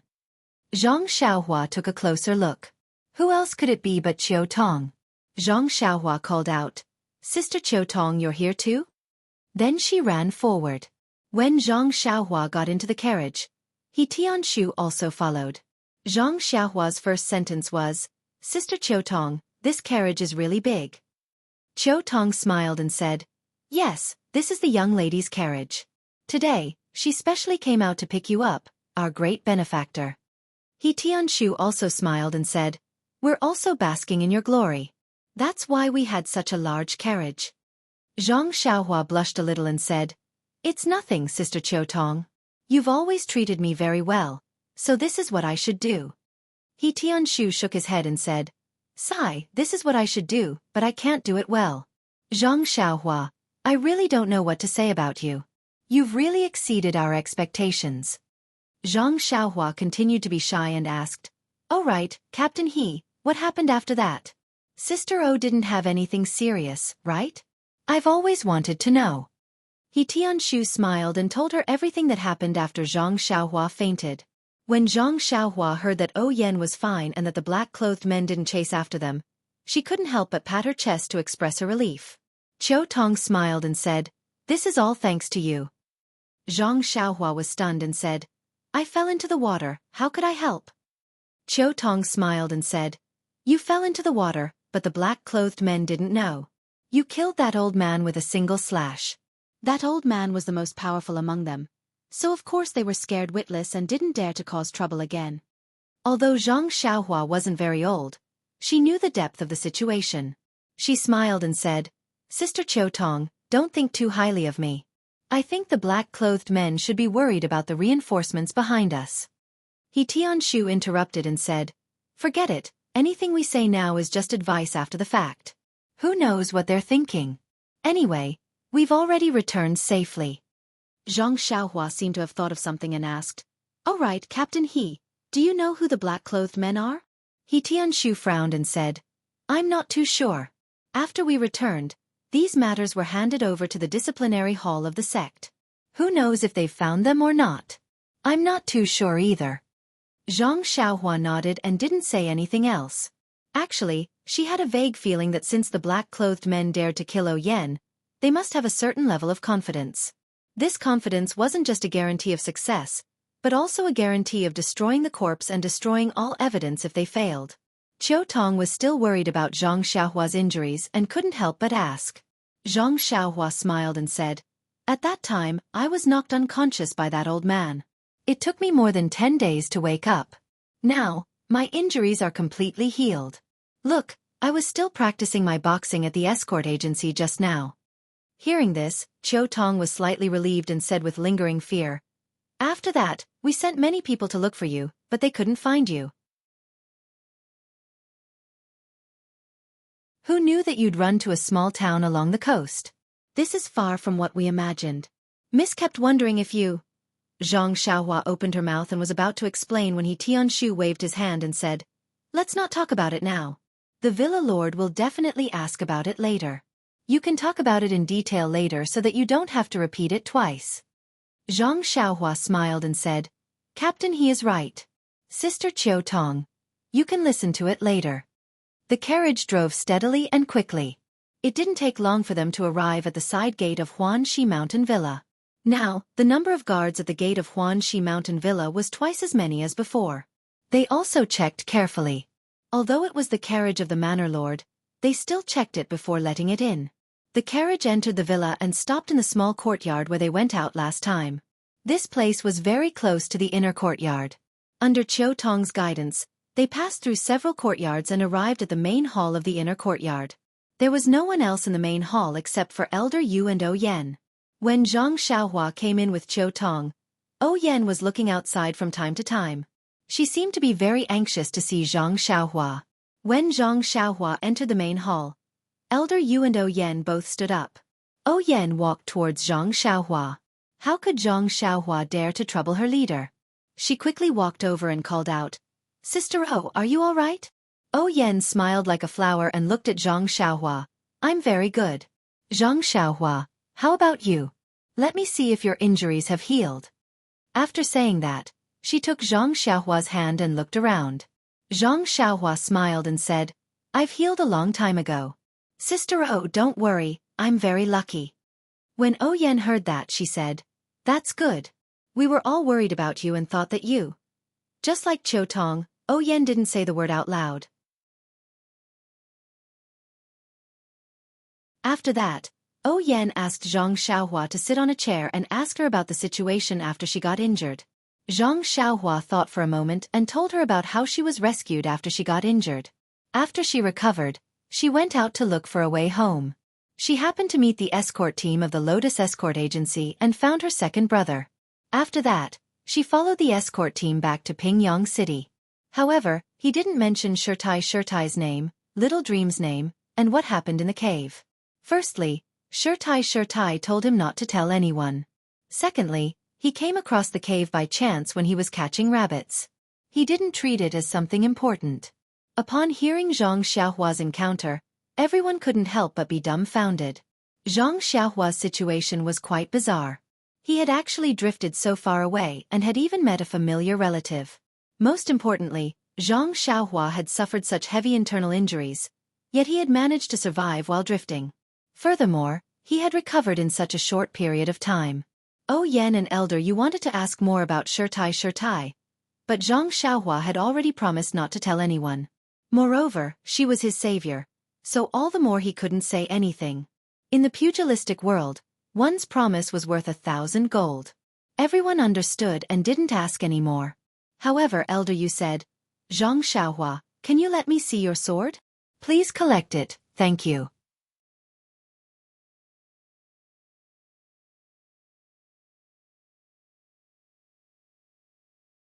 Chapter 144. Zhang Xiaohua hesitated for a moment before taking out his beloved sword and handing it over to Elder Yu. Elder Yu reached out to receive the sword and felt its weight. He couldn't help but frown. He carefully examined the ordinary sword but couldn't find anything special about it. He even injected his internal energy into it in hopes of discovering something. Unfortunately, he didn't have Li Jian's sword aura ability and the sword didn't have any reaction. It was as if the sword was just a toy other than its weight. Elder Yu shook his head and continued to look at it. He didn't return it to Zhang Xiaohua, hoping to discover something from it. Zhang Xiaohua looked at Elder Yu eagerly and couldn't help but ask, "Elder Yu, don't tell me you don't want to return it to me?" Elder Yu looked at Zhang Xiaohua and smiled. "Yes, this toy is really not bad. It could even pierce through the black-clothed man's iron shirt. Of course I want to keep it for fun." Zhang Xiaohua shrugged and said helplessly, "Since Elder Yu likes it, I also want to give it to you. It's a pity that when I was saved, I didn't have anything to thank him with, so I gave this sword away. Now, even if I wanted to give it to you, I can't." Elder Yu glared at Zhang Xiaohua and said, "Who are you trying to fool? Who would want this thing? Don't play any tricks, I don't plan on taking it from you." At this moment, Yan also walked forward and asked curiously, "This is the thing that killed the black-clothed man?" He Tianshu also walked forward and said, "Yes, it's this sword. The wound should be the same as the one on the black-clothed man's throat. It was also given to me when I bought the steel sword." Yan wanted to take it for a closer look, but Elder Yu said, "Manor Lord, don't take it yourself. Although this sword looks like a toy, it's not light. I'll take it and you can take a closer look." Yan followed his advice and only frowned as she looked at the sword. She also didn't understand what it meant and said, "Although my physique is limited and I can't practice martial arts, I've read a lot of books. However, I've never heard of any records of such a divine weapon." Elder Yu stretched out his hand and touched the tip of the small sword a few times. He was even more astonished as he said, "This small sword clearly hasn't been sharpened. How did it pierce through the body?" He Tianshu also said, "Yes, when I saw the black-clothed man's wound, I also had the same thought. That sword was given to Zhang Xiaohua by me. I also remember that it wasn't sharpened." Elder Yu thought for a moment before turning to ask Zhang Xiaohua, "Did you really use this small sword to kill the man in black?" Zhang Xiaohua helplessly nodded again and gave an affirmative answer. Elder Yu threw the small sword to Zhang Xiaohua and said, "How about this, Zhang Xiaohua, stab me with the sword, just like how you stabbed the black-clothed man."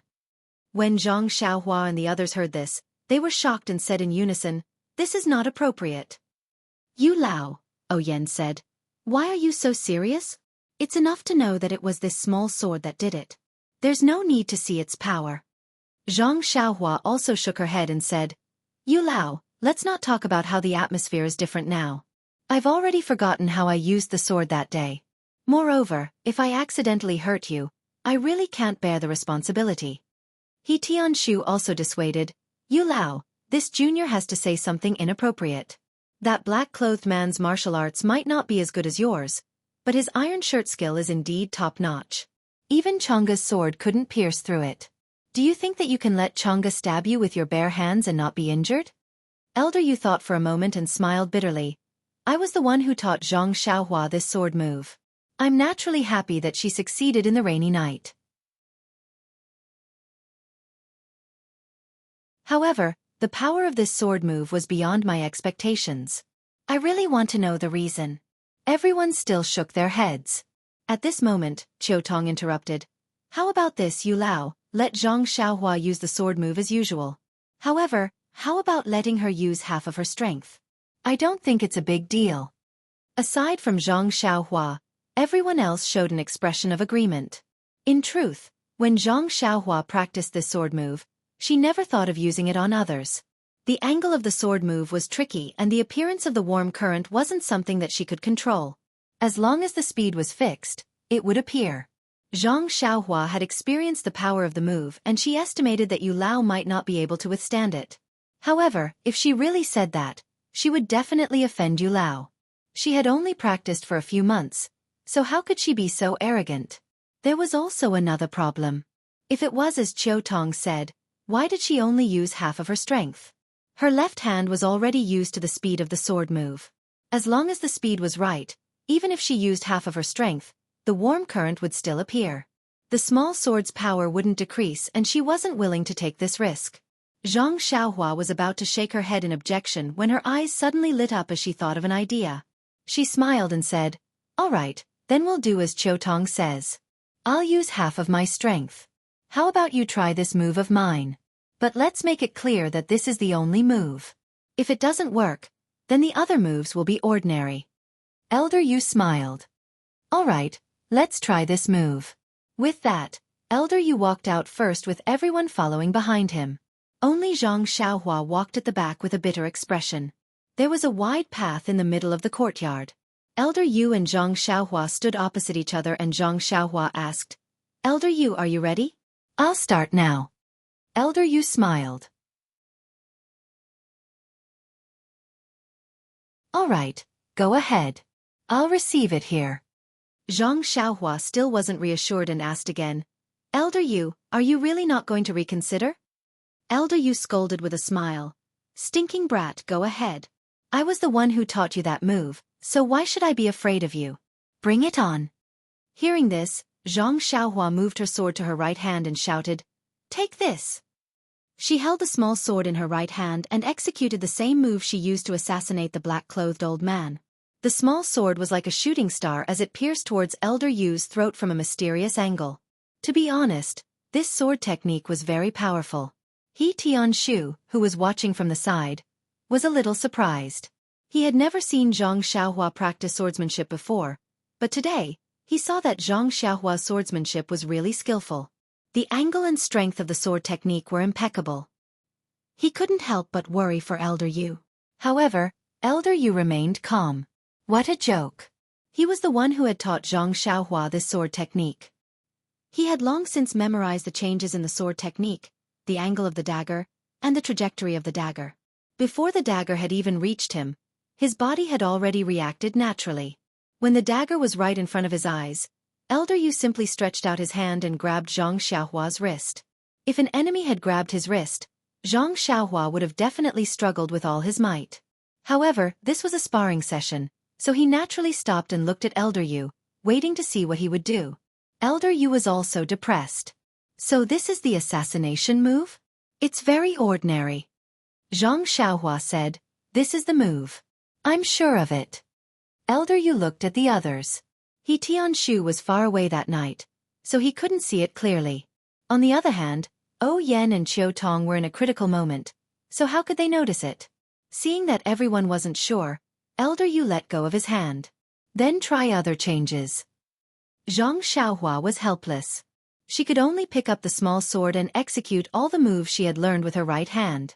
But the result was that she was caught by Elder Yu's single arm. Elder Yu was still unsatisfied. What if you use your full strength? Everyone still objected when they heard that. However, Zhang Xiaohua thought in her heart, if I use my right hand, I should be able to receive it with my full strength. Elder Yu was depressed. If you don't use your full strength, we won't know how powerful this sword is. He Tianshu smiled. Isn't that easy? Just use the big tree in the courtyard to test it. Elder Yu laughed. Haha, He Tianshu is right. I've been thinking too much. Come, let's try the big tree. In the corner of the courtyard, there was a big tree that needed 2 people to wrap their arms around it. Elder Yu walked to the bottom of the tree and smiled at O Yen. Manor Lord, how about using this tree as an experiment? O Yen smiled. It's fine as long as we don't kill it. Elder Yu turned to Zhang Xiaohua and said, Zhang Xiaohua, use all your strength to stab this tree. Zhang Xiaohua cursed in her heart. This tree is also a life. Why don't you have any love for the environment? When I practice my sword, I don't even bear to harm the flowers and plants. Why are you instructing me to do such a bad thing? Zhang Xiaohua walked to the bottom of the tree and used the same move.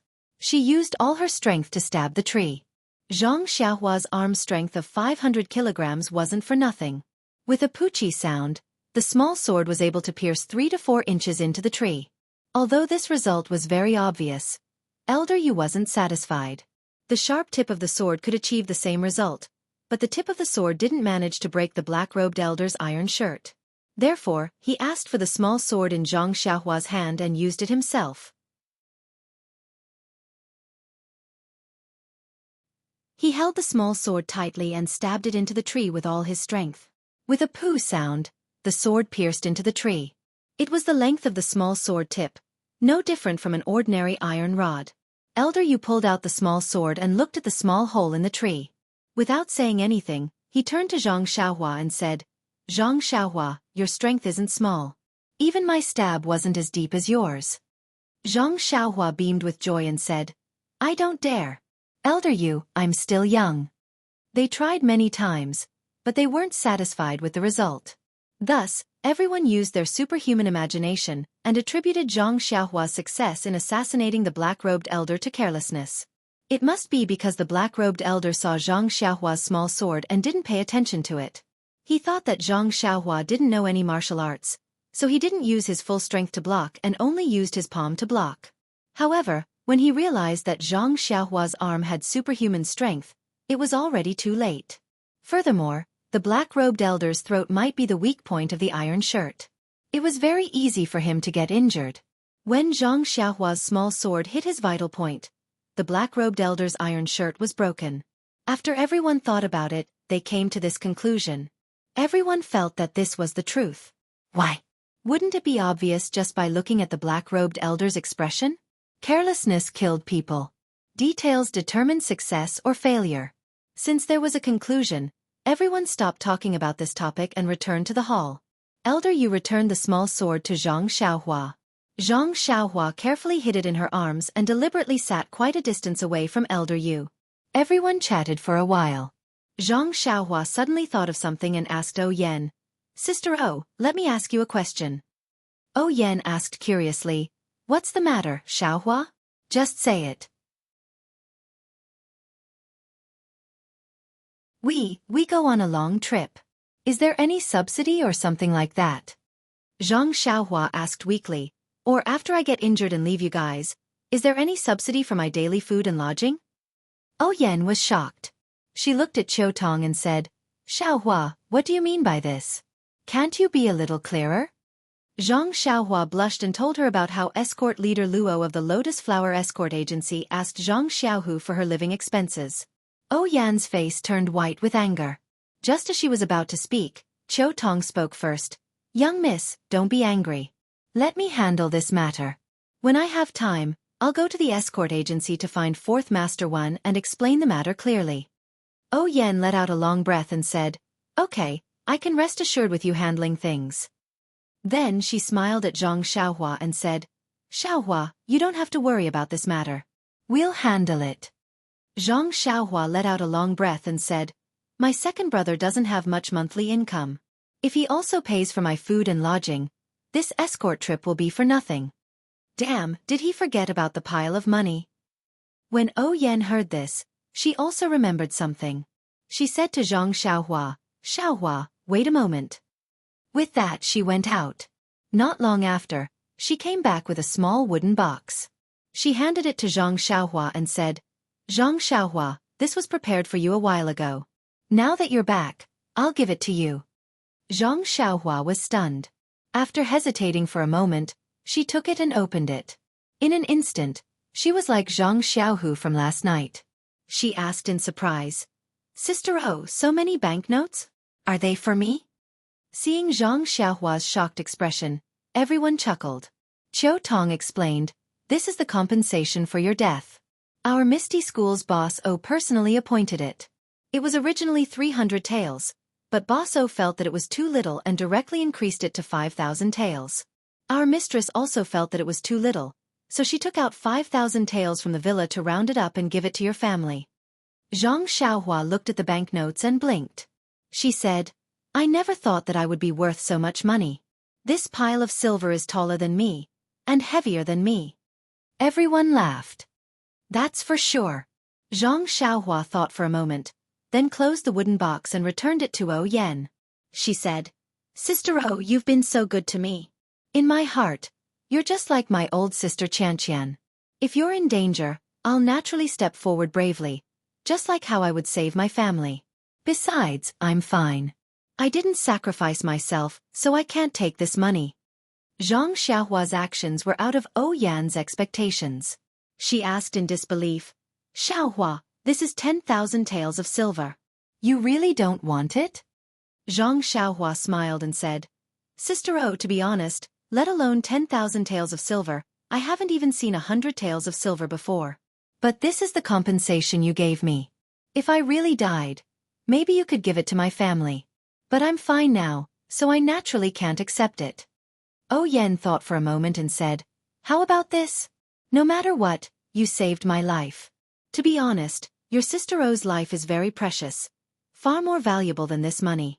How about this banknote be my gift to you?" Zhang Xiaohua still refused. She said, "Sister Oh, didn't I just say that I saved you like how I saved my family? Do you think my family will give me money?" One wanted to give, the other didn't want to accept. After pushing back and forth for a long time, Zhang Xiaohua had no choice but to open the small wooden box and said, "Sister Oh, how about this? I accept your kindness." After saying that, she took out a banknote of 100 taels of silver from the wooden box and put it in her arms. She then said, "The weight of this 100 taels of silver in my heart is the same as the weight of 10,000 taels of silver in Sister O's heart. If I accept this 100 taels of silver, it means that I've accepted the 10,000 taels of silver in Sister O's heart. What do you think?" When Yan heard this, her eyes lit up. She pursed her lips and said with a smile, "Xiaohua, you really have a lot of ideas. All right, since that's the case, I won't force you anymore. But you have to remember that you just said that you treat me as your family, then I will also treat you as my family in the future. I hope that you will really treat me as your sister in the future." When Zhang Xiaohua heard this, she was very happy and said, "Sister Oh, I really can't ask for more than to have you as my manor lord."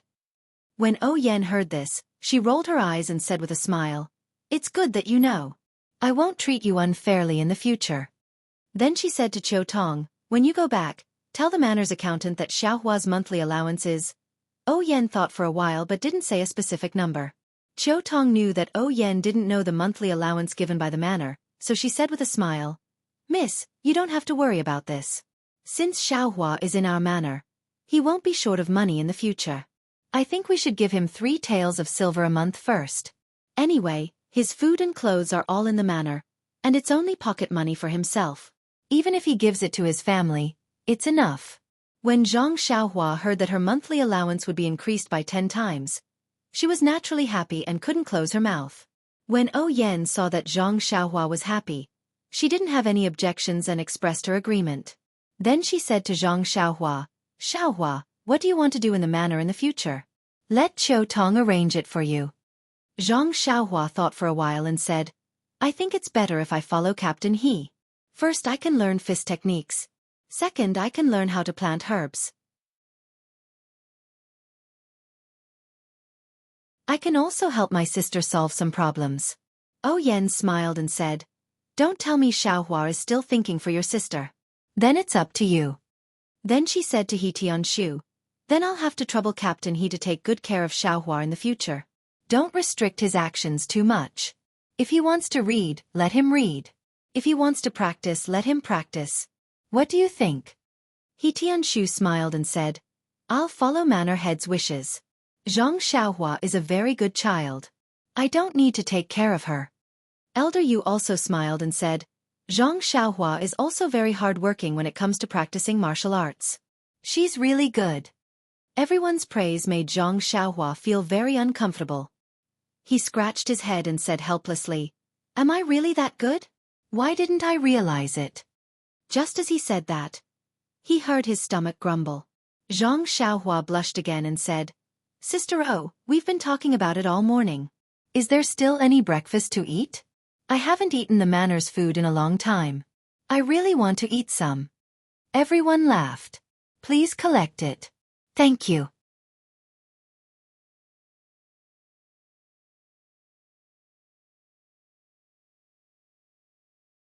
Chapter 145. Misty School, Misty Mountain Villa, Meeting Hall. Peng was enjoying a cup of tea. Could it be that he had so much free time to steal half a day of leisure? Peng was extremely busy during this period of time. Luo Shui Gang had recently merged with Misty School. The 6 Misty Tigers and Shui Yupeng had racked their brains to come up with 5 3-year development plans. The hardships involved were not something an outsider could understand. If they developed too quickly, not only would their foundation be unstable, they would also attract the attention of the supersections. If they found any clues, the losses would outweigh the gains. If they remained stagnant, not only would they let down the brothers who had sacrificed their lives for the merger of the 2 sects, they would also disappoint the hearts of the Luo Shui Gang brothers. If the hearts of the people were scattered, it would be difficult to lead a team. Peng knew this very well. Naturally, Shui Yupeng would not agree to this. Therefore, Peng had been sighing to the heavens for a period of time. Whether it was Luo Shui Gang's 3-year development plans, or Misty School's revised 5-year plan, the core idea was to raise the status of the gang in Jianghu and increase the influence of the gang in Jianghu. It was to become an important force in Jianghu. The realization of these goals depended on the expansion of Misty School and Luo Shui Gang's influence and proper management. The expansion of influence meant that the martial arts of the disciples would be greatly improved. When it came to the improvement of martial arts, the herbs in the forest was definitely the most direct shortcut for Misty School. It was the most heaven-defying dream. Therefore, Peng had even greater expectations for the herbs in the forest this year. After meticulous planning by the upper echelons of Ethereal Sect, they had sent out countless disciples during the new year, including Lu Yueming, who was in charge of retrieving the herbs from the forest. After sending out all the disciples, Peng could only wait anxiously. This time was different from the first time. Back then, he did not place much importance on this matter. He was happy if there was something, but if there was nothing, it did not matter. He did not hold much hope for it. However, this time it was related to the development of Ethereal Sect. Peng could not help but worry. But Peng, who had rich experience in fighting in Jianghu, knew that no matter how secretive his whereabouts were, there would be many sects in Jianghu that would pay attention to him, including some supersections. Even if he was able to successfully obtain the herbs in the secret plane, the secret of the secret plane would be known by many sects in Jianghu. The things inside were not something that the 4 sects could share. In comparison, the gains did not make up for the losses. It was better to let the disciples of the sects take care of it. And the price of such a low profile was O Peng's daily anxiety and expectation. Waiting for the news of Lu Yueming's success, this kind of psychological pressure could not be shared by others. It was extremely heavy. A month ago, in the middle of the night, Lu Yueming came back alone in a carriage. When O Peng received the news, he was so excited that he almost used ethereal steps to welcome him. Thinking about it now, he was somewhat self-deprecating. He had long passed the age of impulsiveness, but under such great temptation, it was inevitable that he would lose his composure. His own excitement and loss of composure, and Shui Yupeng's puzzlement and blankness, was such a sharp contrast. O Peng was touched again. The ignorant were fearless, the ancients did not lie. Lu Yueming's efforts were not in vain. The group of people from the pharmacy hall were not given in vain. Just a few days ago, the pills that could increase one's cultivation were finally refined.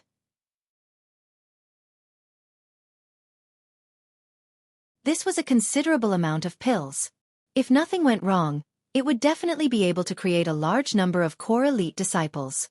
The strength of the ethereal sect would once again rise to another level. However, O Peng immediately thought of another problem. Shui Yupeng and the other disciples of the Luo Shui gang, should he give them a share? If he gave them the pills, there was no guarantee that they would not leak the news. If they did not take the pills, then there would be hidden dangers in the two-legged policy of the Misty School. Whether or not to take the pills was really a problem, and it needed to be carefully considered. Fortunately, everything had been prepared. They didn't even need to rely on the east wind. They only needed to make a decision. When all the senior and junior brothers were gathered, they could discuss it. It was no big deal. These two matters were official matters of the gang.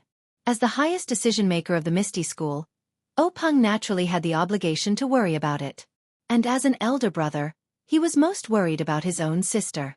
What happened some time ago was the most worrying thing for him. O Yen was attacked on a rainy night, and until now, there was no clue. All the clues were cut off at a certain point, and the disciples of the law enforcement hall were helpless. This made O Peng very angry. Although the Misty School could not be said to be one of the biggest gangs in Jianghu, it was still one of the most famous schools. Being bullied like this, and not being able to fight back, made him sullen. Fortunately, the incident of O Yen being attacked was very tightly controlled, and the people of Jianghu did not know about it. Otherwise, the Misty School would lose a lot of face. O Peng had always paid attention to her safety. Fortunately, O Yen was a lucky person and escaped. Although her body was injured, her life was not in danger. However, when he thought of his sister's willfulness, O Peng shook his head. Not to mention the matter of going to the south, he had persuaded her to bring more people, but she said that she had no value in Jianghu, and that it was fine as long as she left secretly, no one would care. In the end, such a big incident happened. Moreover, although the youth called Zhang something had sacrificed himself to save O Yen, the Misty School's pension was only 300 taels of silver. If his sister felt that it was too little, then fine, he would increase it to 5,000 taels. This was unprecedented. However, who asked him to save the sister of the gang leader of the Misty School? If anyone complained, he would also come to save them. However, when he sent the pension to her brother in the Lotus Escort Agency, O Yen actually doubled it. It was an unprecedented 10,000 taels of silver. With this as an example, how could he pay the pension in the future? O Peng shook his head with a wry smile. This sister of his was a sentimental person who cared about others the most. But then again, in this world, who had he and his sister owed? If this 10,000 taels of silver were to replace O Yan's life, what could he say? It was not a lot at all. Even if he used the whole Jianghu to exchange for his sister, it would not be enough. Thinking of this, O Peng could not help but shake his head. He lowered his head to drink tea and smiled. He did not know which hero in Jianghu was lucky enough to capture his sister's heart. O Yen was not young anymore. As her brother, he should be more concerned about her. While he was thinking, he suddenly felt that there were soft steps coming to the meeting hall. Speak of the devil, and the devil will appear. This person really had to be nagged. When the person turned the door of the hall, it was the owner of Huanxi Mountain Villa, O Yen. Other than O Yen, no one else was allowed to enter the assembly hall without prior notice. Even O Peng's wife was not allowed to enter. Of course, she never came. From this, It could be seen that Peng's love for his sister had not diminished despite the passage of time. Yan, who had entered the hall, was also surprised. In the past, when she came to the meeting hall, it was always crowded. This time it was so quiet. She did not expect. Looking at her brother who was leisurely drinking tea, Yan could not help but smile. She quickly walked forward and saluted Peng. Peng smiled and said, "There are no outsiders here. Sit wherever you want." Yan sat down with a smile. She was as cute as a little swallow. Peng looked at his sister lovingly and asked, "Yan, how is your health recently?" Yan replied, "Big brother, although my body is not easy to practice martial arts, it has been tempered by wind and rain. It is not as weak as you think and cannot withstand setbacks. The last injury was diagnosed by the doctor. I have already recovered. Now, I am very good." Peng still said, "Yan, seriously, in the future, don't do such a willful thing. When you go out again, you must bring enough outdoor and bodyguards. You were in danger this time. You made me worried to death. If there is such a thing again, I don't know how to live." Yan smiled and said, "I know, big brother. I will pay attention next time. This time it was really unexpected. Now I can't think of any reason. How is your side? Did you find any clues?" Peng said awkwardly, "Alas, not yet. I will urge them to help you vent your anger." Yan said, "You don't have to be so anxious. It doesn't matter if they target me. Please don't have any conspiracy against our Misty School. Big brother, you must be careful in the future. You must bring bodyguards when you go out." Peng smiled and said, "I know. I will bring the stone cow with me as a giant bodyguard. By the way, why did Yan come here today? Are you rushing to find the murderer?" Yan said, "No, big brother. I will leave the matter of finding the murderer to you. I will not bother about it anymore. Today, I came to discuss something with you." Peng asked curiously, "What is it?" "There is still a need to discuss." Yan said, "Big brother, do you still remember the boy who saved me?" Peng said, "I remember. I think his name was Zhang something. Speaking of this, I have to say a few words. You can't be so willful in the future. Our Misty School has a written rule. The amount of the pension is written in black and white. It may be fine to have a little more, but to think that you increased it so much, it is a little inappropriate. However, this matter is kept secret. Not many people know about it. Otherwise it will have a bad impact. With your willful temper, how will you find a good husband in the future?" Hearing this, Yan was unhappy and said, "Big brother, why are you always interrupting? Am I willful? What does this have to do with finding a good husband?" Peng quickly waved his hand and said, "It doesn't matter, it doesn't matter. Big brother is old and likes to nag. Just listen in one ear and out the other. By the way, has the pension been given to his brother? That will save you from nagging all day long. Even if I don't see you, I know you are very worried." Speaking of this, Yan's face was full of excitement. She said with a smile, "Big brother, I came here today to talk to you about this matter. You don't have to pay the 10,000 taels of silver. You don't have to worry about the negative impact. In the future, you don't have to worry about people in the sect talking about this matter." Peng was stunned and said, "What?" Then he realized, "Oh, that boy was found by you?"